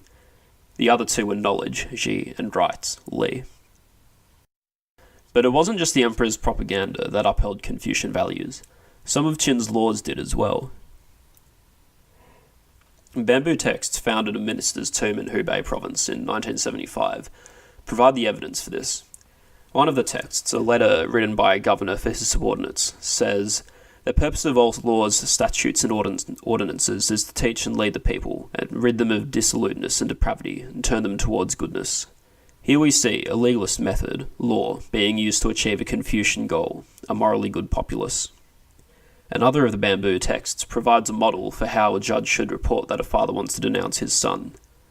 A, who is a rank-and-file member of such and such a ward, has made a denunciation which says, A's own son, C, has been unfilial. A requests his execution and ventures to make this denunciation. Filial piety, that is, the loyalty of children to their parents, was a fundamental principle of Confucian ethics. Ultimately, I hope this shows that while Qin was primarily a legalist dynasty, it's not like other philosophies were completely shunned or oppressed by the state. The emperor himself took ideas from all sorts of sources, which leads historian Dirk Boddy to say, in all likelihood his mind was a microcosm of the ways of thinking that were widely current during the empire. The records follows up the story of the burying of the scholars with another act of brutality, although this one traditionally hasn't received as much attention. In fact, the same textual inconsistencies that have caused modern historians to believe that the episode of the burying of the scholars is an interpolation also apply to this one, so the same doubts over its historicity apply as well. Supposedly, in the year 211, a meteor landed in the Dong province, which was just east of the Qin heartland. A commoner wrote on it, "The first emperor will die and his land be divided." The emperor investigated, and when no one confessed, he had all the persons living in the vicinity of the stone seized and put to death, and had the stone burned and pulverized. He was apparently growing increasingly concerned with death, and had scholars write a poem which linked him to immortals. I can't help but wonder if the fact that this possibly fictional atrocity did not receive as much attention as the burning of the books and burying of the scholars is because it did not affect the same class of people. Another act of colonization is reported in 211, with a claim that 30,000 households were moved to the Ordos Desert in modern-day Inner Mongolia. They were rewarded with a promotion in social rank. In 210, the emperor set out on another tour, accompanied by Li Si and his youngest son, Hu Hai. They travelled south through the former lands of Chu. When they reached the sea, they erected another stone inscription. Then they travelled north up the coast to the Langmuir Terrace, that area he had enjoyed so much on the second grand tour. At this point, Su Fu, who was one of the scholar mystics still searching for a herb of immortality, and one of those denounced by the emperor during the section of the burning of the scholars, leading further suspicions to the accuracy of that section, reported to the emperor that he believed that they could find the herbs on some islands out at sea, but were being prevented from doing so by a giant fish. After hearing this news, the emperor had a dream in which he engaged in a fight with a water god. After having the dream interpreted, he ordered that those going out to sea carry equipment for hunting giant fish. The procession moved on further north up the coast. At Mount Jifu, on the Shandong Peninsula, the emperor apparently killed a fish himself with a repeating crossbow. The tour turned west, following the Yellow River back to Xianyang. However, when they reached the Pingyuan Ford, in modern-day Hebei, Emperor Jing got sick. He was 49 years old at this time. The records say that he hated talk of death, and his attendants dared not speak about his illness. However, things deteriorated, and it became apparent that he was going to pass. He wrote a letter to his son, Fu Su, the one who had been sent to the Great Wall, telling him to get ready to assume the throne. He gave the letter to his chief eunuch, Zhao Gao, but it was not sent straight away. Soon enough, he died. I'd like to give an obituary of sorts to this immense character. I think he's one of those figures in history that really deserves the description great man.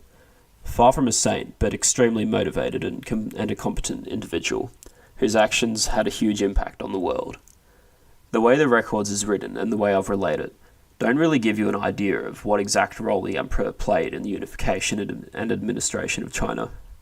However, I think that we can deduce from the numerous achievements carried out under his reign the campaigns and strategies that tumbled his rivals in a space of 9 years, the standardizations and reforms implemented, the giant construction projects carried out. That he was at least capable of gathering and organising talent. There's even a suggestion that he was personally hard-working, although it's from the same dubious section of the records that describes the execution of the literati. When Master Lu and the other mystics were plotting against the emperor, they say, "He even has the documents weighed, making certain that each day and night he produces a pickle's weight of them. He will not rest until they come up to weight." That's 30 kilograms. These were bamboo documents, not paper. While in the story it's intended as a sign of megalomania, if it's an accurate characterization, then it shows that Zheng was the sort of monarch who really worked at his job and didn't rest on the laurels set by those who came before him. Of course, he was also the sort of monarch who indulged in the luxuries of his position, having all those palaces built and populated by his harem, and whose actions caused a lot of suffering. Even if we dismiss the execution of the scholars and the massacre following the fall of the media as unhistorical, he reached his position through conquest on massive scale, and continued to send his people to war on the frontiers even after the empire had been united. René Grousset, after recounting the major achievements and also the excesses of his reign, says, "In any case, it is the achievement of Shi Huangdi that counts, an achievement equal to that of Caesar or Alexander the Great, but which was to endure much longer than theirs. In the most divided and most feudal of countries, his Caesarism was able in some 20 years to create a centralization strong enough to last for 21 centuries. In short, he was one of the mightiest geniuses to whose lot the reshaping of humanity has fallen." Even traditional Chinese historians, who felt a lot more horror from some of the stories and actions of Zheng, had to admit his ability.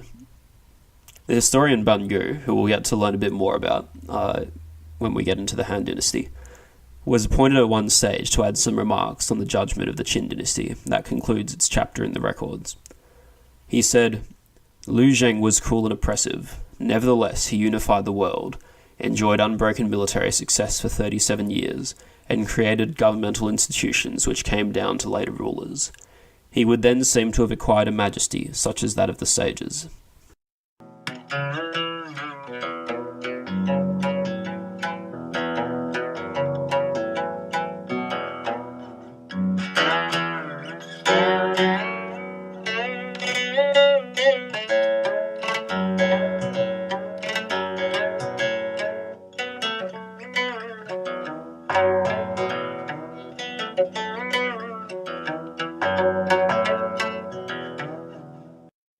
Now, will Fu Su, Zheng's son and heir at the Great Wall, live up to the example set by his father? Well, we won't get a chance to find out because shenanigans were afoot.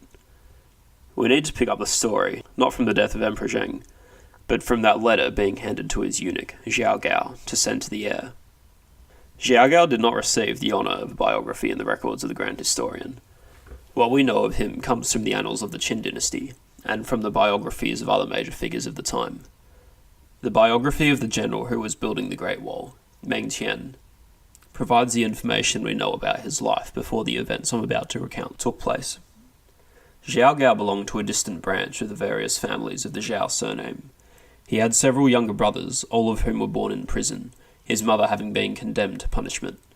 His family had thus for generations been lowly and humble. The first emperor, having heard that Xiao Gao was diligent and well versed in legal matters, appointed him as chief of the office of palace carriages. Xiao Gao then entered the private service of Prince Hu Hai, the emperor's youngest son, instructing the prince in legal decisions. When Xiao Gao was accused of a major crime, the emperor ordered Meng Yi to settle the case in accordance with the law. Meng Yi was Meng Tian's son. Meng Yi, not daring to make an exception in Xiao Gao's case, recommended that he be condemned to death and removed his name from the roster of officials.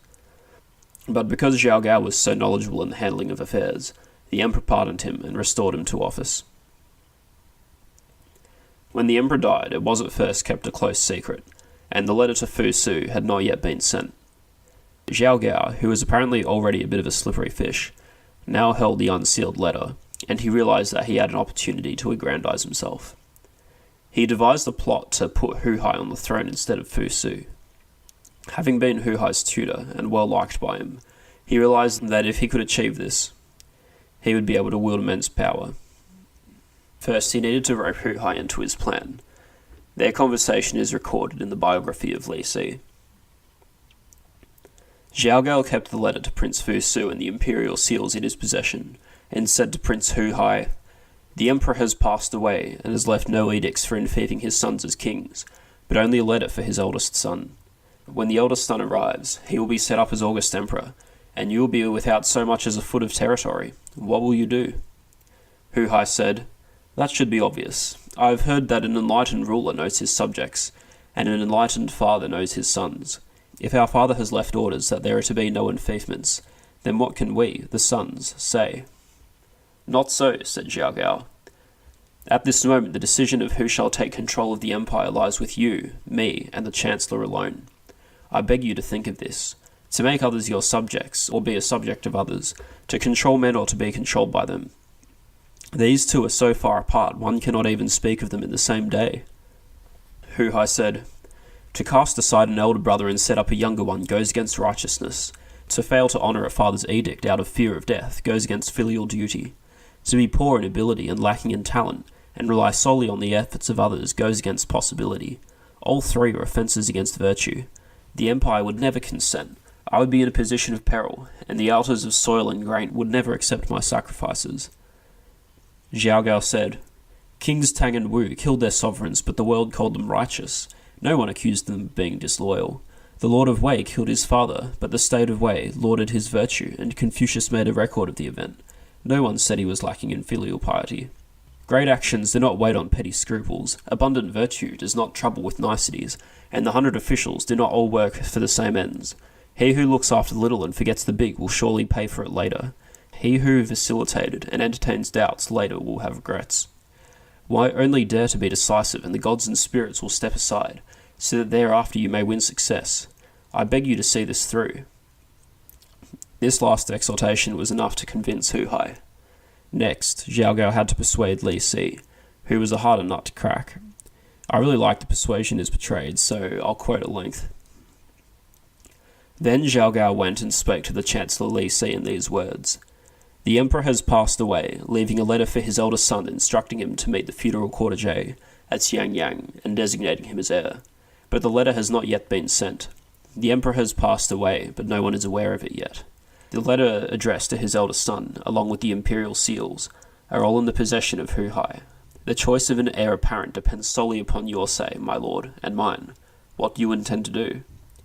Li Si said, "How can you speak words that might destroy the nation? This is no matter for rulers' subjects to be debating." Zhao said, "Consider for yourself, my lord. In ability, can you compare to Meng Tian? In accumulation of merit, can you compare to Meng Tian? In devising long-range plans that never fail, can you compare to Meng Tian? In freedom from enmity he enjoys in the world, can you compare to Meng Tian? In length of friendship and confidence he enjoys with the eldest son, can you compare to Meng Tian?" Li Si replied, "On none of these 5 counts can I compare to Meng Tian, but why do you tax me so severely?" Zhao said, "I have never been anything but a mere lackey of the inner chambers, but I have had the good fortune to be recognized for my ability with the writing brush and scraper, and to be promoted in service in the Qin Palace, where I have handled affairs for more than 20 years now. In that time, however, I have never seen any former chancellor or meritorious minister of the Qin who was enfeoffed, and was able to pass his fief on to his heirs in the next generation. All in the end have been condemned and put to death. The emperor has over 20 sons, and you are familiar with them all. The eldest son is strong-willed and brave, one who trusts others and inspires loyalty in his men. Once he has ascended the throne, he will undoubtedly appoint Meng Tian as his chancellor, and it is quite obvious, my lord, that you will no longer be able to retain your seals as marquis when you retire to your native village. I was condemned by the emperor to give instruction to Hu Hai, tutoring him in legal matters for several years, and I have never known him to make a mistake. He is kind-hearted and generous, thinks little of wealth but much of men, is keen in mind and reserved in speech, punctilious and ritual and respectful of others. None of the other sons of the Qin ruling family can match him. He should be appointed heir. I hope you will consider the matter and make the choice." Li Si said, "Please return to your post. I will honour the command of my sovereign and heed the mandate of heaven. What choice could come through my consideration?" Zhao said, "Safety can be endangered, danger can be rendered safe. If one cannot choose between safety and danger, then what are sages for?" Li Si said, "I was a commoner from the lanes and alleys of Shanghai. The Emperor favoured me by promoting me to the office of Chancellor and enfeoffing me as Marquis. I'm not sure about this. I haven't seen the enfeoffment of Li Si mentioned anywhere else. And my sons and grandsons have all risen to positions of honour and enjoy generous stipends. And since the preservation and safety of the nation has been entrusted to me, how could I betray that charge? A loyal subject, whatever his hopes, does not hesitate to face death. But a filial son, no matter how diligent, avoids courting danger. That is because each man has his own duty to perform. I beg you say no more of this, or you will force me to commit a crime. Zhao Gao said, They say that the sage keeps shifting, never constant, going along with change and following the times. He sees the tip and understands the root, observes the finger and perceives where it is pointing. It is the nature of things to change. How can you devise any constant rule? At this moment the fate of the empire lands on Hu Hai, and I can divine where his ambitions lie. To try and control the inside by imposing force, without may be termed delusion, and to control superiors from an inferior position deserves the name of villainy. But when autumn frost descends, the grass and flowers wither, and when spring waters stir and flow, the 10,000 things come to life. This is a natural and inevitable consequence. How can you be so slow to see it? Li Si said, I have heard that the state of Jin changed its choice of heir apparent, and 3 generations of turmoil ensued. Duke Huan of Qi contended with his brothers for the throne, and death was the outcome. The tyrant Zhou put his kinsman to death, refusing to heed remonstrance, and his kingdom became a wilderness, its altars of soil and grain imperilled. All 3 offended against heaven, and their ancestral temples refused to accept their sacrifices. I am the kind of person I am. What use in talking to me of plots? Zhao Gao said, When superiors and inferiors are in accord, things will endure for long. When inside and outside are as one, there will be no back or front to affairs. If you listen to my counsel, you can keep possession of your fief and title, and for generation after generation your heirs will call themselves Marquis. In longevity you will rival Prince Chao and the Red Pine. In wisdom you will be like Confucius or Mozi. But if you permit this occasion to slip away, then the disaster that will extend to your sons and grandsons is enough to make the heart turn cold. The skillful man turns disaster into blessing. How will you proceed? Li Si looked up at the heavens in sorrow, shedding tears and heaving a great sigh, and said, Alas, that I alone should face such troubled times. I failed to die when I should have. Now what fate can I hope for? With this, Li Si finally agreed to Zhao Gao's proposal. A bit of a long one there, but I just love how Zhao tries all these different arguments on Li, exciting his fears regarding the future for himself and his descendants, arguing that Hu Hai would make a better emperor than Fu Su, and advocating a sort of moral relativism that was similar to what Li Si himself used to justify abandoning the ways of Zhou when it came to governing the empire, until finally, tearfully, he gives in. And there's a real sense of the personalities of these figures that you don't always get in the records. The actual plot was simple enough. Instead of sending a letter to Fu Su to come to Xianyang and get ready to assume the throne, they sent him one ordering him and Meng Tian to commit suicide. Fu Su obeyed the order, but Meng Tian was suspicious and did not. For this, he was arrested. Eventually, he would die in prison. In the meantime, Li Si forged an edict saying that Emperor Zheng declared Hu Hai to be his heir. Then, the imperial procession carried the emperor's body back to Xianyang, where Hu Hai assumed the throne, becoming Ershi Huangdi, August Emperor of the 2nd generation. If we're to believe ancient prophecies, things are about to go downhill. Tradition states that the prediction Master Lu had presented to the first emperor, that Qin would be destroyed by Hu, actually referred to Hu as in Hu Hai, rather than to the nomads of the north.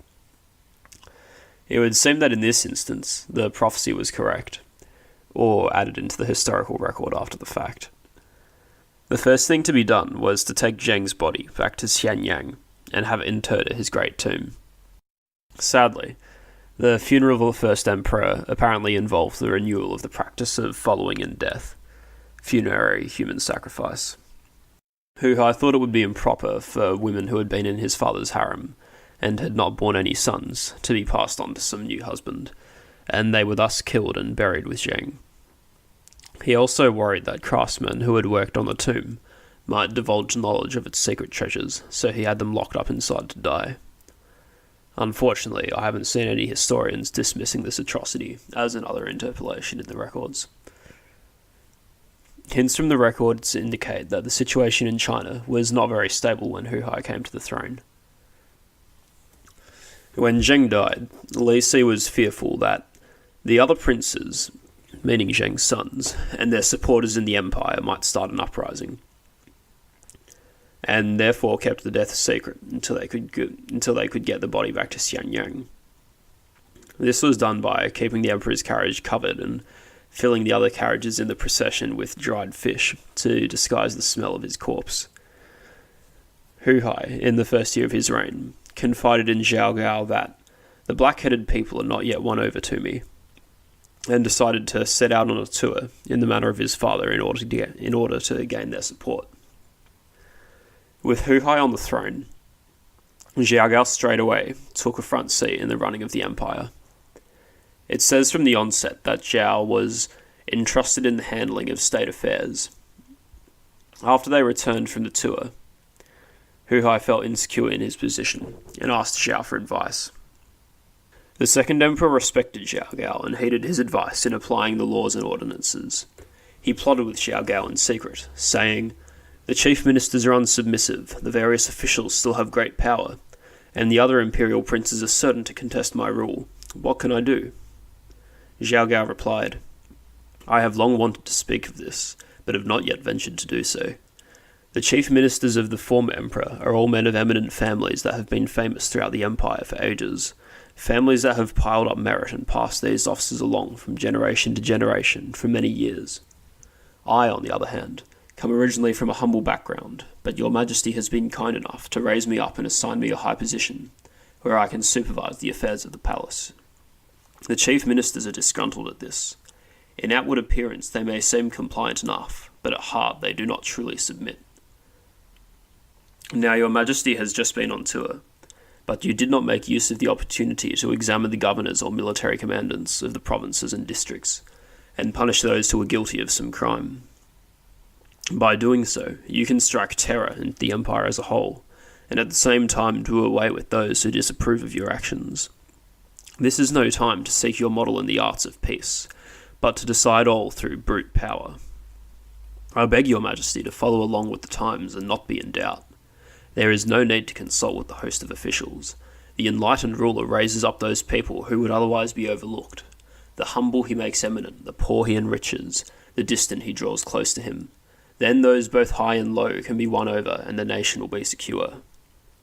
"Excellent," said the second emperor, and he proceeded to impose punishments on the chief ministers and the imperial prince, accusing them of crimes and errors, and arresting even petty officials close to the ruler, or the three categories of palace attendants, so that no one was certain of his position. We see here how Zhao Gao egged the emperor's fears and influenced him to take a course of action that could only make him less secure. It was something of a reign of terror. The biography of Li Si records the events. The second emperor proceeded to invent further laws and ordinances. When any of the officials or princes of the ruling family were accused of a crime, they were immediately handed over to Zhao Gao, with orders for him to examine and punish them. He put to death Meng Yi, thus achieving revenge for that investigation against him, and other of the chief ministers, had 12 of the princes executed in the marketplace at Xianyang, and executed and tore apart the bodies of 10 princesses at Du. The wealth and goods of the condemned persons were confiscated by the government. Those who were implicated along with the guilty parties were too numerous to even be counted. One of the other princes, Jiang Lu, was imprisoned while investigations were made against him. He wanted to know what he was being charged with, and complained, "In matters of court ritual I have never ventured to disobey the director of the guests. In taking my place in the whole of state I have never ventured to overstep my position. In accepting and responding to commands I have never ventured to use improper language. How have I failed to act as a proper subject? I wish to be informed of my crimes before I die." However, he was not told. He committed suicide in despair. Hu Hai and Zhao Gao were subverting the legalist principle of harsh but lawful government, with politically motivated attacks and a barefaced tyranny. Emperor Hu Hai continued pouring resources into the frontier campaigns in the north and south, and also into the construction of the Epping Palace, which was not yet complete. But at the same time, he felt that Xiangyang was threatened, and assembled an army of 50,000 crossbowmen at the capital. Supplies were transported there from all over the empire, and farmers within the vicinity were forced to send all their produce to the capital. A rebellion broke out in the former area of the state of Chu. It was led by a peasant named Chen She, or Chen Sheng, along with his comrade Wu Guang. They had been conscripted, along with 900 men from their village, and were being sent to a garrison town called Yuyang. They were commanded by 3 Qin officers, and Chen She and Wu Guang were appointed as leaders under them. At one point along their march, they were delayed by heavy rain. The punishment for being late was death, and Chen and Wu plotted together, reasoning that if they were to be killed anyway, it would be better to die fighting. They expressed their dissatisfaction with Hu Hai, believing that Fu Su would have made a better emperor. They killed the Qin commanders, and proclaimed to the group, "Because of the rain we encountered, we cannot reach our rendezvous on time, and anyone who misses a rendezvous has his head cut off. Even if you should somehow escape with your heads, 6 or 7 out of every 10 of you are bound to die in the course of garrison duty. Now, my brave fellows, if you are unwilling to die, we have nothing more to say. But if you would risk death, then let us risk it for the sake of fame and glory. Kings and nobles, generals and ministers, such men are made, not born." The soldiers joined them, and as they seized the district around them, their numbers swelled. In order to win support, Chen pretended to be Fu Su, and Wu pretended to be Xiang Yan, who had been a famous general of Chu. Soon, they took a major city, which was confusingly also called Chen. By this time, they had accumulated a force of apparently 6 or 700 chariots, 1,000 cavalry, and 20 or 30,000 infantrymen. The record says, "They entered the city and quartered there for several days, sending out an order summoning all the village heads and important men of the region to meet with them and plan a course of action. To this, the village heads and distinguished men replied, 'The general, Chen She, has buckled on armour and taken up his weapons to attack the unrighteous and punish the violence of Qin, that he may restore once more the sacred altars of the state of Chu. Because of the glory he has won, he deserves to be made a king.' Chen She was accordingly made king, and given the title Magnifier of Chu, whereupon men in many of the other provinces and districts who had suffered under the Qin officials overpowered and murdered their governors and magistrates, and allied themselves with Chen She." The Huainan Zi gives a bit of a romantic account of the revolt. Chen Sheng, a conscript soldier, arose in Daze. He bared his right arm and raised it, proclaiming himself Great Chu, and the empire responded like an echo. At that time, he did not have strong armour or sharp weapons, powerful bows or hard spears. They cut date trees to make spears. They ground awls and chisels to make swords. They sharpened bamboo and shouldered hoes to make keen halberds and strong crossbows. Yet no city they attacked or land they invaded did not surrender to them. They roiled and shook, overran and rolled up an area of several thousand li throughout the world. Chen Sheng's force and station were supremely lowly, and his weapons and equipment were of no advantage. Yet one man sang out, and the empire harmonized with him. This was because resentment had accumulated among the people. When he first heard a report of the rebellion, Hu Hai got angry at the messenger and punished him. After that, envoys reporting to him dismissed the hostile armies as groups of bandits that would be easily dealt with. He could not ignore the threat for long, though. Chen dispatched an army to attack Xianyang. Meanwhile, he sent a man named Wu Chen to attack the former lands of Zhao. However, the rebellion was running out of Chen She's hands. Wu Chen declared himself king of Zhao, which outraged Chen, though they agreed to an uneasy peace while they concentrated on Qin. Wu, the new king of Zhao, in a similar manner accidentally set up a king of Yan. Eventually, there were people declaring themselves kings of Qi and of Wei and other little areas. When Hu Hai heard of Chen's army approaching Xianyang, he was at a loss about what to do. The treasurer Zhang Han suggested freeing the convicts who were still working on the first emperor's tomb, and using them to attack the oncoming army. Zhang himself led the attack, and was successful. After retaking a few other cities that had fallen to rebels, he turned his attention to Chen She, who was still in the city that was also called Chen. He defeated a rebel army outside the city, and Chen She attempted to make tracks. However, he was betrayed by his driver, who murdered him, and turned the city back to Qin. But by now, this was just a small victory. Just 1 year after the death of China's great unifier, it looked like Qin had once again found itself in combat with the whole country. Dirk Boddy writes that Marxist historians have tended to review this revolt as an example of class struggle, because of Chen and his followers' status as peasants. He cites Hong Shidi, who wrote, "In 209 BC, a large-scale peasant uprising, the first of its kind in Chinese history, broke out, under the leadership of two poor tenant peasants. This uprising ignited the prairie fire of nationwide peasant revolt. The Great Peasant Revolt set a brilliant example for the anti-feudal struggle of the peasants of our nation." However, Boddy finds this interpretation unconvincing because of a lack of evidence of class consciousness. I'd agree with him, and in fact it seems to me, after reading these accounts from the records in the Huainan Zi, that there was something akin to a nationalist sentiment at play here. Chen used the rhetoric of restoring the state of Chu to win followers, and the different rebel leaders styled themselves as kings of the old warring states. For the rebels, the Qin emperors were not the rightful leaders of China, but neither were they an oppressive upper class. They were foreign conquerors who had suppressed their homelands.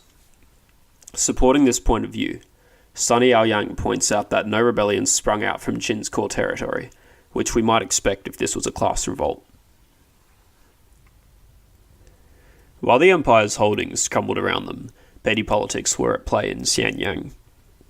Zhao Gao, using his position as chief palace attendant, put many persons to death or did away with them for reasons of private enmity. Li Si and other men of high rank tried to convince the emperor to lessen taxes and corvée labour, cease work on the Epping palace, and reduce the frontier garrisons in an effort to calm the population and defeat the rebels. Hu Hai refused. He blamed his ministers for failing to quell the rebellion, and thought it would be unfilial to make a U-turn on his father's campaigns and projects. He clearly had not inherited Zheng's work ethic, and felt entitled to the riches of the empire. He told Li Si, "The reason people think it an honour to hold possession of the empire is that one may indulge his desires and carry out his wishes to the full. If the ruler takes care to clarify the laws, then those under him will not dare to act wrongly, and all within the four seas will be well governed. But if rulers like Shun and Yu, though honoured with possession of the empire, must impose hardship and labour on themselves so as to set an example for their people, then what good are laws?" At the same time as receiving this reprimand from the emperor, one of Li Si's sons, who was the governor of Sanchuan, lost the commandery to rebels. Fearing for his position, Li Si wrote a famous letter to the emperor, which was an attempt to get back in his good graces. He portrayed Hu Hai's governance as the apex embodiment of legalist theory, something that would make Shen Buhai, Shang Yang, and Han Fei proud. But while the artifice of legalist theory remained, the ultimate goal at the top had been perverted. He wrote, "When supervision and reprimand are truly applied, then subjects will be free of evil. When subjects are free of evil, then the empire will be at peace. When the empire is at peace, then the ruler will be respected. When the ruler is respected, then supervision and reprimand will be applied with certainty. When supervision and reprimand are applied with certainty, then what is sought will be gained. When what is sought may be gained, then the state as a whole will be rich. When the state as a whole is rich, the ruler will enjoy abundant delight." It was no longer about creating a strong and secure state. Rather, it was about the ruler's ability to indulge himself. Hu Hai approved of the letter and doubled down on his oppression. Taxes were increased and punishments dealt out even more liberally. The record says that in consequence, half of all people passing along the roads had suffered punishment, and the bodies of the dead daily piled up in the marketplace. At this time, Zhao Gao advised the emperor that he would be even more impressive if he were to remain inside the palace and not appear in the court, appealing to that idea of the hidden, unreachable emperor. Hu Hai was all too willing to oblige. The record says that he could be found feasting and enjoying himself in the company of his women, or amusing himself with wrestling bouts and entertainments put on by actors. Meanwhile, virtually all of the court dealings fell into the hands of Zhao Gao. Zhao skillfully manoeuvred Li Si into again upsetting the emperor, and the emperor into distrusting Li Si. Finally, Hu Hai agreed to open an investigation against Li Si, accusing him and his son, who had lost Sanchuan, of plotting with the rebels. He was tortured until he confessed. However, Li Si believed that he might still be able to save himself, due to the achievements he had brought Qin. While in prison, he sent a letter to the emperor, and it makes a good auto-obituary. As Chancellor, I have governed the people for over 30 years, beginning in the era when Qin's lands were narrow and confined. In the time of the former king, Qin's territory did not measure over 1,000 li, and its soldiers numbered several 100,000. Exerting my paltry talents, and diligently upholding the laws and commands, I sent out strategists in secret, providing them with gold and treasures, and dispatching them to speak on our behalf at the courts of the feudal rulers. I also covertly stored up weapons, put government policies in order, promoted military men to office, and honoured meritorious ministers, seeing to it that they enjoyed appropriate titles and stipends. So, in the end, we were able to intimidate Han and weaken Wei, defeat Yan and Zhao, conquer Qi and Chu, and eventually annex all the 6 states, making prisoners of their kings and elevating the Qin ruler to the position of Son of Heaven. This was my first crime. Though Qin's lands were not without breadth to begin with, I went on to drive out the Hu and Mo barbarians in the north, and to gain control of the 100 Yue tribes of the south, in that way displaying Qin's might. This was my second crime. I heaped honour on the chief ministers, showering them with titles and position, and in this way ensured their loyalty, which was my third crime.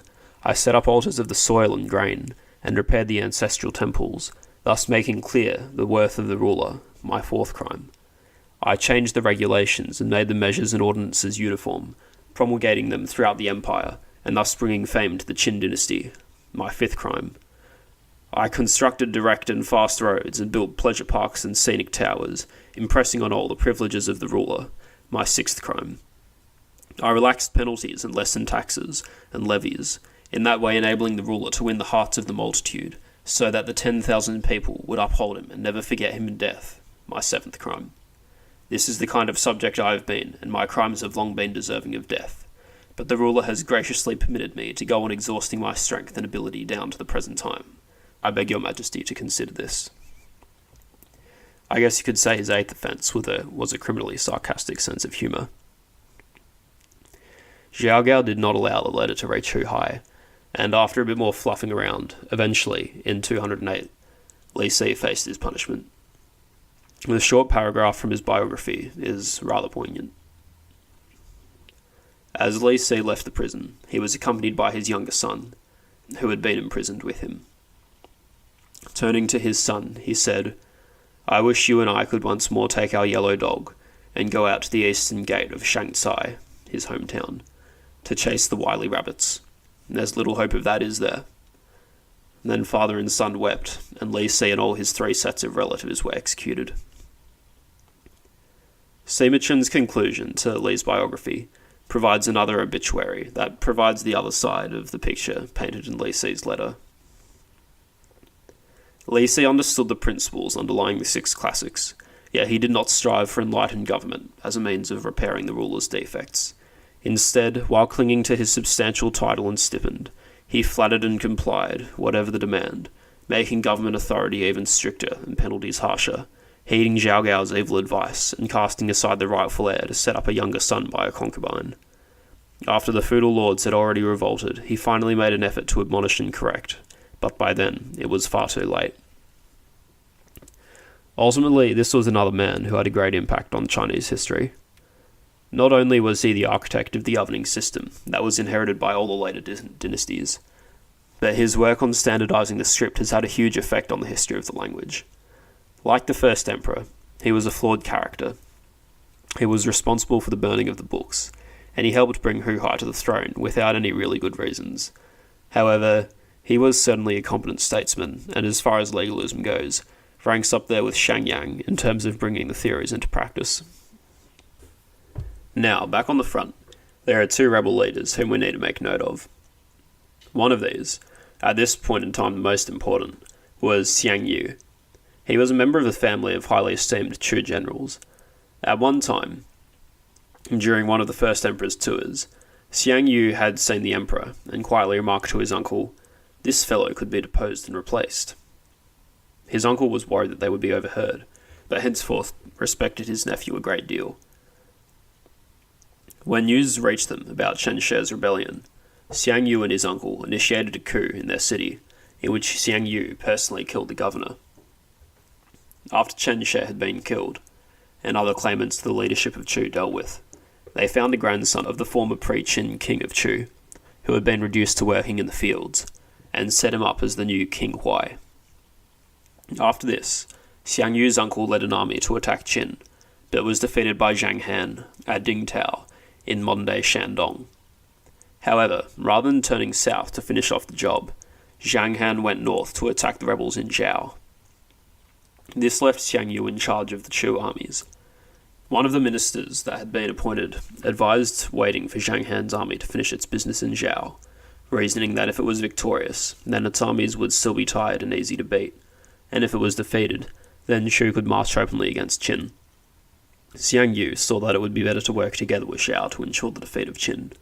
He crossed the Yellow River to enter Zhao, and afterwards famously destroyed their boats and most of the army's supplies, to show the soldiers his resolution. There would be no retreat. He was thus implementing one of Sun Tzu's dicta from The Art of War. Throw your soldiers into positions whence there is no escape, and they will prefer death to flight. If they will face death, there is nothing they will not achieve. Officers and men alike will put forth their utmost strength. Zhang Han was besieging the city of Zhulu, which is in modern-day Hebei. Xiang Yu and his armies, along with the forces of the other insurgent states, relieved the city. The records describes the attack. At this time, the troops of Chu took the lead before those of all the other states. The armies of 10 or more of the other states who had come to aid Zhulu were camped in fortifications outside the city, but none of them dared send forth their troops. When the Chu army arrived and set upon Qin, the leaders of the other armies all stood upon the ramparts of their camps and watched. Of the fighting men of Chu, there was none who was not a match for 10 of the enemy. The war cry of Chu shook the heavens, and the men of the other armies all trembled with fear. After Xiang Yu had defeated the Qin army, he summoned the leaders of the armies of the other states to audience. Entering the carriage gates, meaning Xiang's camp, they all crawled forward on their knees, and none dared look up. With this, Xiang Yu for the first time became supreme commander of the leaders of the various states, and all of them were under his jurisdiction. One of the diplomats from the insurgent Zhao army sent the Qin general Zhang Han a letter, warning him that if he continued to fight for Qin, he might end up like Bo Qi or Meng Tian, betrayed and ordered to commit suicide. Zhang, who was already worried about Zhao Gao's growing power in Xiangyang, surrendered. Xiang Yu rewarded him by promising him that he could be king of Yong, which was an area in the Qin heartland. Zhang Han's army, however, was not as fortunate as their general. They were mistreated by the soldiers of the rebel armies, who wanted some revenge on the Qin. This, combined with the understandable fact that they did not want to be turned around and used by the rebels to march on their homeland, led them to being recalcitrant. Fearing that they might jump ship after the rebels entered Guangzhong, Xiang Lu secretly ordered a nighttime attack on them, which allegedly killed 200,000 Qin soldiers. The other rebel leader we need to know was Liu Bang. He was of lowlier origin than Xiang Yu. He was from a village in the county of Pei, which is in modern-day Jiangsu. However, he had achieved the position of village head through a civil service exam, making him a beneficiary of Qin's meritocratic system. On one occasion, as part of his corvée service, he was sent to work in Xianyang.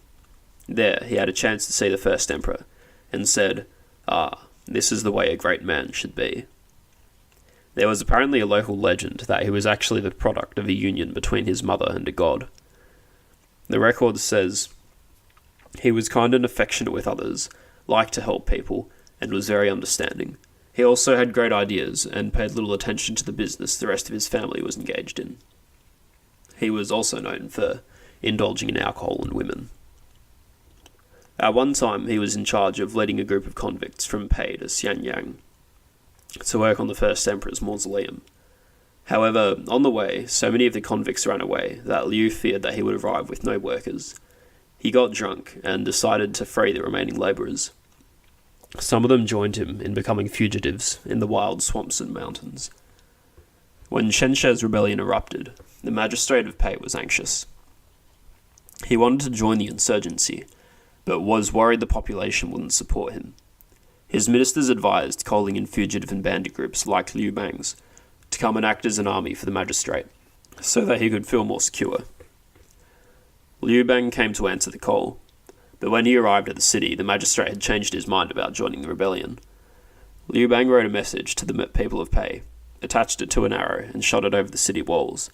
It warned them that if they did not join the rebellion, they would probably be massacred by the insurgent armies. He advised them to depose the magistrate and then appoint someone else to lead Pei. They did so. The magistrate was killed, but no one was willing to take up his position, for fear of Qin's punishment if the rebellion were to be crushed. The story about Liu Bang's good nature and divine birth caused them to decide on him. He was at first hesitant, but eventually accepted the position.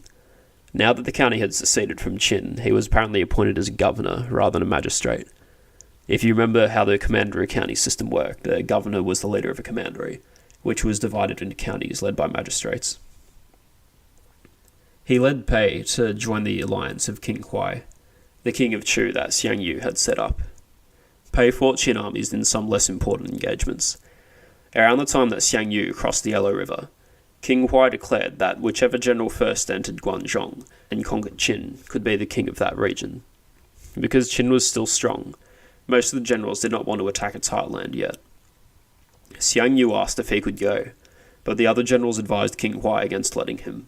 They said, "Xiang Yu is by nature extremely impetuous and cruel. When he attacked and conquered the city of Cheng, he butchered every one of the inhabitants without mercy. Wherever he has passed, he has left behind him destruction and death. The armies of Chu have several times advanced and won gains, but Chen She and Xiang Liang, Xiang Yu's uncle, were both in the end defeated. This time it would be better to send a man of true moral worth, who, relying upon righteousness, will proceed west and make a proclamation to the elders of Qin.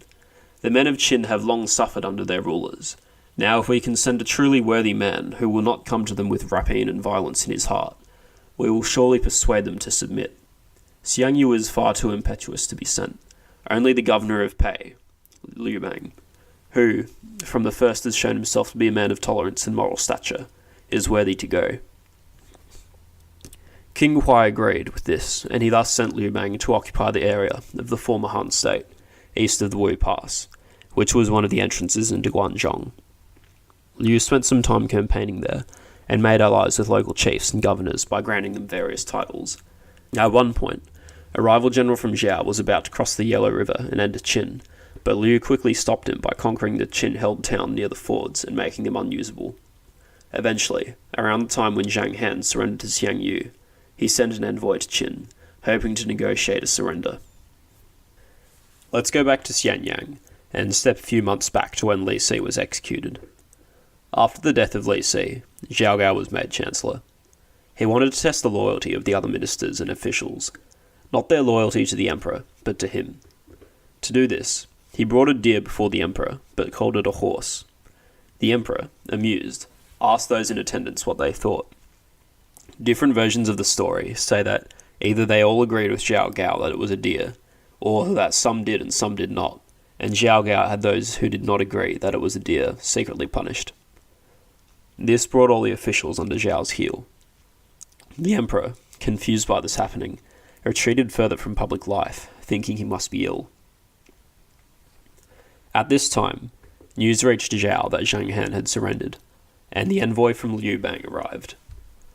The rebels clearly posed a threat to the Qin highland now, and this made Zhao Gao fearful for his position, because he had been telling the emperor not to worry about them. He sent the envoy back to Liu Bang, offering him part of the lands of Qin to rule as a king.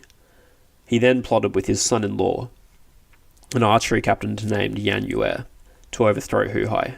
This was achieved when Zhao took Yan Yue's mother as a hostage, and sent him in charge of 1,000 men to Hu Hai's palace, under the pretext that bandits had broken through and entered the palace. Yan Yue's men killed the guards and attendants who resisted and confronted Hu Hai. The records provides this description of his final moments. Yan Yue and the chief of palace attendants entered the hall together and shot arrows at the curtains surrounding the emperor's throne.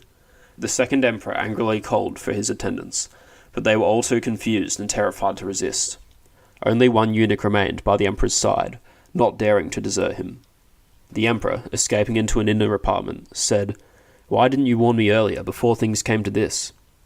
The eunuch replied, "I didn't dare speak out, and that's why I'm still alive. Anyone who had dared speak out would have been put to death long ago. He wouldn't be around now." Langmuir came forward and at once began berating the second emperor, saying, "You are arrogant and willful, and you punish and kill people without reason. The whole empire has turned against you. You had better settle things for yourself." "May I see the Chancellor?" said the second emperor. "Impossible," said Langmuir. "I would like to be made king over just one province," said the second emperor, but this request was declined. "I would like to become a marquis of 10,000 households," he said, but this was denied. "I would like to become one of the black-headed people, along with my wife and children, and to be treated like the other princes." Langmuir said, "I have my orders from the Chancellor to punish you on behalf of the Empire. Whatever you may propose, I would never dare grant it." Then he summoned his soldiers to come forward. The second emperor committed suicide. The biography of Li Si in the records says that after Zhao Gao heard the attack had been successful, he tried to sit on the throne room himself. However, the entire room shook 3 times, a divine signal that it was not to be. I think this might just be a story, though. Zhao Gao chose a grandson of the first emperor to succeed Hu Hai. This young man's name was Jing. However, he did not receive the title of third emperor. Instead, Zhao Gao decided that he should be crowned merely king of Qin, seeing as how the rest of China had essentially reverted back to the Warring States era. Hu Hai was buried with the rites befitting a commoner, and Zhao Gao asked Jing to come to the ancestral temple so that he could receive the seals of his office in the proper ceremony. However, Jing didn't trust Zhao Gao and refused to go. He confessed his fear that Zhao would attempt to murder him to 2 of his sons, and they plotted together. He pretended to be sick and unable to go to the temple. When Zhao came to check on him, they murdered Zhao. Then, as was the manner of Qin law, King Jing executed Zhao's relatives. Zhao Gao comes across as the evilest character in Sima Qian's account of Qin. His interruption of the proper succession of the emperor was viewed by the Chinese as a particularly vile act. Usurpations like this were considered acts against nature and heaven, bound to bring disorder to the country. There was also an anti-eunuch bias among the literati class who wrote the histories in later ages, through which our perception of Zhao was skewed. However, even for people like us who probably don't share those beliefs, it does seem like the move to put Hu Hai on the throne was a bad one. From what we can glean from the records, it seems like he was just not that interested in running the country, at a time when it really needed another strong ruler. Zhao Gao himself, who ended up being the decision-maker during Hu Hai's reign, could play the game of court politics, but didn't seem to have the interests of the empire at heart. He was able to grab hold of the court, dispose Li Si, and engineer a coup, but for what purpose? It's hard to know what his motives were. The records doesn't give us much information. There are some theories that he was distantly related to the old Zhao royal family, and that he deliberately brought around the ruination of Qin as an act of revenge for Qin's annexation of Zhao. But perhaps he was just interested in personal power. As I said, we just don't know. When Liu Bang's envoy returned with the offer of kingship, Liu thought it was a trick, and decided it was time to advance on Qin. He attacked and captured the Wu Pass, and entered Guangzhong. In his march through Qin, he sent bribery offers to Qin generals, and forbade his armies from mistreating the population. This meant that Qin's armies put up a lackluster resistance. Finally, in the winter of 207 BC, Qin surrendered. The record says that Jing rode out to meet Liu's army, in a plain carriage drawn by white horses, wearing a rope around his neck. In keeping with King Huai's instruction that Liu Bang conduct himself mercifully, he did not execute Jing. He thought about occupying Xianyang, but decided to wait at his army camp in Bashang until the other rebel generals arrived. However, he did make sure that all of Qin's treasures were securely sealed up. After this, he made an announcement and ordered it to be sent to all the villages of Qin. "Gentlemen, for a long time you have suffered beneath the harsh laws of Qin. Those who criticised the government were wiped out along with their families. Those who gathered to talk in private were executed in the public market. I and the other nobles have made an agreement that he who first enters the pass shall rule over the areas within. Accordingly, I am now king of this territory within the pass. I hereby promise you a code of laws consisting of 3 articles only. He who kills anyone shall suffer death. He who wounds another or steals shall be punished according to the gravity of the offence. For the rest, I hereby abolish all the laws of Qin. Let the officials and people remain undisturbed as before. I have come only to save you from further harm, not exploit or tyrannize over you. Therefore, do not be afraid. The reason I have returned to Bashang is simply to wait for the other leaders, so that when they arrive, we might settle the agreement. When Xiang Yu heard the news of Liu Bang's success, he was angry. Not only had King Huai earlier refused his request to attack Qin, preventing him from being the first to enter, but he had promised Zhang Han and the other Qin generals who had surrendered at Zhulu that he would grant them the kingdoms in Guangzhong. Some of Liu's advisors had warned him that Xiang, if he were allowed into Guangzhong, might not recognize Liu's claim. Accordingly, Liu sent forces to block the passes. When Xiang Yu and his armies reached the Hungu Pass and were refused entry, Xiang was outraged and ordered his men to prepare an attack. The records claims that at this time Xiang's army was 400,000 strong, while Liu's was 100,000. When Liu heard about the impending engagement, he quickly rushed over to meet Xiang Yu and cleared things up. He allowed Xiang through. This was unfortunate for the people of Qin.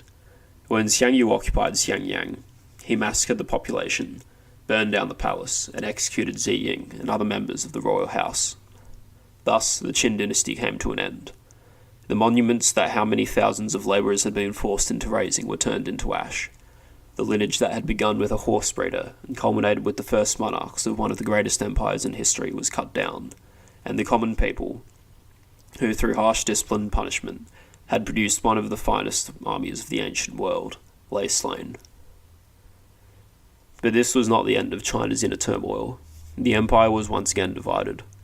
The truce between Xiang Yu and Liu Bang would not hold for long.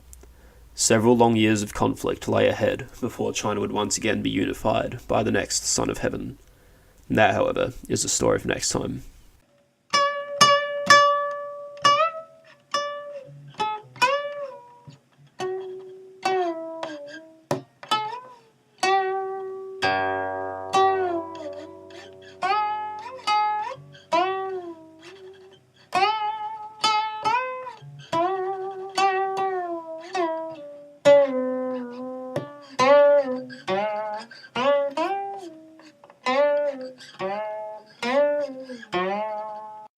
Before wrapping up, let's talk about some theories about why exactly the Qin dynasty fell. For more recent history, it can already be pretty hard to explain why things happen. There's so much data that it takes a long time to parse what's relevant and what isn't. When we're looking at ancient history, it's the opposite problem. We don't know enough. This problem is particularly true for ancient Chinese history, because of the way that our key sources, the standard histories that were commissioned under the Han dynasty, beginning with Sima Qin's records of the Grand Historian, are written. Michael Lowe, in his introduction to Cambridge's History of Qin and Han, writes, "To Western eyes, the standard histories suffer from a lack of sense of causality. That is, they often read as an account simply of what happened without much attention as to why. Another limitation, which they share with most ancient histories, is that they focus mostly on the activities of the ruler and his closest agents. You don't get much of a sense of broader social or economic forces that were surely at work. With that said, it's not like the Chinese didn't attempt to explain things that had happened in their past. The poet Jia Yi, who was born shortly after the collapse, advanced most of the traditional arguments regarding Qin's failings in a famous essay called Faults of Qin. Sima Qin attached the essay to the end of his chapter on the Qin dynasty.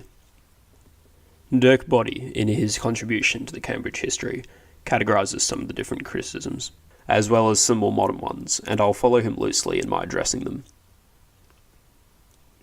The main failing ascribed to Qin is a general lack of virtue.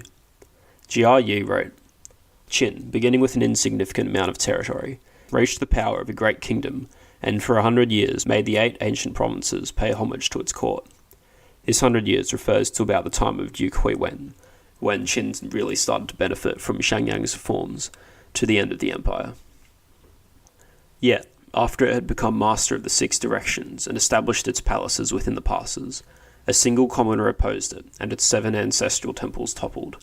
Its ruler died by the hands of men, and it became the laughing stock of the world. Why?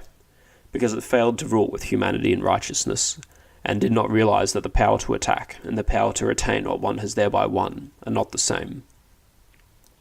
Of course, the words for humanity and righteousness Jia uses here are the Confucian virtues Ren and Yi. Getting more specific, he points to Qin's laws as a sign of its immorality. The first emperor cast aside the kingly way and relied on private procedures, outlawing books and writings, making the laws and penalties much harsher, putting deceit and force foremost and humanity and righteousness last, leading the whole world in violence and cruelty. In annexing the lands of others, one may place priority on deceit and force, but ensuring peace and stability in the lands one has annexed calls for respect for authority. Modern historians do acknowledge that Qin's harsh governing philosophy caused suffering. However, they tend to point out that its cruelties were not unusual for the time. Dirkbody writes that what Qin did was perhaps not too different from what other states would have done if they had possessed Qin's power. And Sunny Y.R. Yang notes that traditional historians focused inordinately on Qin's punishments, while brushing off similar penalties in other warring states and in the early Zhou period. Both historians suggest that the reason for this double standard is that the legalist proto-legal egalitarianism meant that the nobility and educated elite, which were usually treated more leniently, found themselves on the receiving end of punishments that were standard for commoners. Of course, most of the later critics were from these upper classes. Another reason for the somewhat dishonest argument is that the dynasty that succeeded Qin, the Han, advertised themselves as a lighter, more liberal government, and it was within their interest to portray the Qin as badly as possible to heighten the contrast. However, I wouldn't entirely dismiss the idea. Consider how Chen Shi, Liu Bang, and the majority of the men who fought under them were commoners. They weren't former aristocrats or from noble families who were upset that they now faced the same punishments as ordinary people. Consider what we've said about the motives of the rebels and China's cultural divides at the time of unification. Qin was an oppressor, a state that was considered next to barbarian in its nature, and people wanted to fight to restore their old states. They had a population that was already disgruntled, if not hostile, and treating that population badly, even if it wasn't unusually badly, wasn't going to help. Even if Qin's laws weren't that much worse than what was common at the time, if they had been more lenient, if they had reduced the convict population, if they didn't send people far away from their homes to fight on the frontier, or build palaces in Xiangyang, ordinary people might have seen them in a much more positive light. The issue also reminds me of a line that Dan Carlin has. One day, people are going to look at Nazi Germany and think of it as merely on the extreme end of the era's cruelty spectrum, and not as the distinctly evil regime many of us consider it to be. When we look at historical peoples who in their time had a reputation for being particularly cruel, such as the Assyrians or Mongolians, we don't feel the same emotional impact that they had at the time. Things that might have been considered uniquely evil at the time might not seem to make much difference to us. There's definitely a positive aspect to the diminishing emotional resonance. It allows us to take a more rational look at the impact that such entities had on history, to look at the positives they brought as well as the negatives. But at the same time, it means we're not perceiving them the same way as their contemporaries perceived them, and that's important because perception informs action.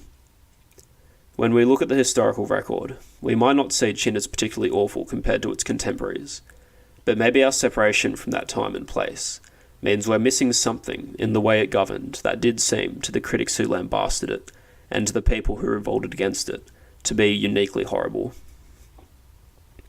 On the other hand, even if Qin was only portrayed so harshly because it punished elites with the same severity as commoners, that in itself is important. Any new regime that turns the settled elite against it is not going to have an easy time of things. Another of Jia Yi's points is that Qin did not follow the example set by earlier dynasties in the way it organised China into political units. We've seen this brought up throughout the narrative by Wang Wen and Shun Yue. The first emperor did not allot fiefdoms to his relatives and ministers, as was done under Cheng and Zhou, but divided China into commanderies and counties that were run by centrally appointed, rather than hereditary, officials. Jia Yi actually makes an argument that's similar to one that's often made about why Rome changed from a republic to an empire. While the particular governmental systems were different, the institutions that worked for a small state did not scale well when the state found itself in possession of virtually the entire known world. He says, Qin put an end to the Warring States period and made itself ruler of the empire, but it did not change its ways or reform its system of government, which shows that the means employed to seize an empire differ from those needed to guard it. Qin tried to guard it alone and single-handed, and therefore its downfall was merely a matter of time. If the first emperor had reflected upon the practices of antiquity, and noted the accounts of the Yin, Shang, and Zhou dynasties in formulating the institutions for his government, then although willful and dissolute rulers might appear in later times, there would have been no danger that the ruling house would be imperiled or overthrown. Perhaps the centralized commandery system worked well when Qin was small, but when expanded to encompass all of China, it demanded too much of the emperor and his court. Now, while Qin's commandery county system survived in later dynasties and continues in essence in the present day, and the civil exam-based and centrally run bureaucracy became something of a trademark of imperial China, Jia Yi actually did have a point. As we'll see next time, the Han dynasty had to make some compromise between Qin's system and the old feudal one, and it was this combination of elements, not the pure Qin system, that would serve China for more than 2,000 millennia. for more than 2 millennia. The third main reason given in Jia Yi's essay is the personal failings of the rulers. He says that the first emperor was greedy and short-sighted, confident in his own wisdom, never trusting his meritorious officials, never getting to know his people. Although he admits that the military achievements of the first emperor impressed the people enough that they didn't dare rebel during his lifetime. The second emperor, though, he says, carried on in the same manner, never reforming, compounding his misfortune through violence and cruelty. King Jing, meanwhile, stood alone and friendless, weak and imperiled, with no one to aid him. I already mentioned Bangu's update of sorts to the official record of the first emperor. In essence, cruel but competent. In regards to the second emperor, however, he sees no redeeming qualities. He condemns Hu Hai's maligning of Li Si and embracing of Zhao Gao, and says, his head was that of a man, but his voice that of a beast. As for Zi Ying, he recognises that the prince was put in an impossible situation, and applauds him for killing Zhao Gao, and even praises his righteousness. As for me, while I'd agree more with Bangu's appreciation of the first emperor than Jia Yi's, I do actually think that the influence of Hu Hai and Zhao Gao was extraordinarily detrimental. The records could definitely be biased against them. However, it really does seem like the empire started to crumble shortly after Hu Hai took the throne. If he had taken a more active role in the affairs of the empire, been more thoughtful about the policies he should pursue, and not allowed one man to turn the court into a trembling assembly of personal lackeys, who knows how history might have been different. Jia Yi says, when the second emperor came to the throne, there was no one in the empire who did not look towards his government with anxious hopes. One who is cold will welcome even a skimpy coat of serge. One who is starving will relish the coarsest dregs. The hungry hopes of the empire offered aid to a new sovereign, for a weary people are easy to govern when treated with benevolence. Maybe if Cheng had been succeeded by someone who was at least competent, who didn't ignore news of uprisings until it was too late, unrest could have been quelled, and the emotional wounds and cultural divides of the Warring States era might have healed enough to cool the resentment against Qin, and deprive future rebels of a population eager to overthrow the government. It might seem unlikely given the history of our own times, but while the fault lines in China were deep, the legacy of the Zhou meant that they did see themselves, at some level, as belonging to a common unit. Even texts from the Warring States era, when the internal conflict was most intense, refer to China as the Empire. The Han dynasty, which unified China just a few years after Qin collapsed, was able to somehow bridge these divides. One criticism that isn't in the faults of Qin, and it is brought up by Dirk Body, is the overextension of resources. Those frontier campaigns and construction projects probably expended resources and meant much more than they profited China. The campaigns in particular were purely expansionistic. I haven't seen anyone, contemporary historian or traditional source, suggest that they were necessary for the security of China. The non-Chinese people to the north and south simply did not present a major threat at that point in time. This is actually brought up in the Huainanzi. Like snapping a withered tree or shaking loose hanging fruit, the Qin thus lost the empire. The calamity resided in defending against the Hu and seeking profit in Yue. They wanted to know that building the Great Wall would defend against collapse. They did not know that building the Great Wall would be the cause of their collapse. They sent more guards to defend against the Yue, and did not know that their troubles would arise from within. Again, it's one of those things where we just don't have the information regarding the economic situation that would really help bolster the argument. But it can't be denied that the waste of resources on largely pointless projects, and the consequent decline in material conditions, must have had a destabilizing effect.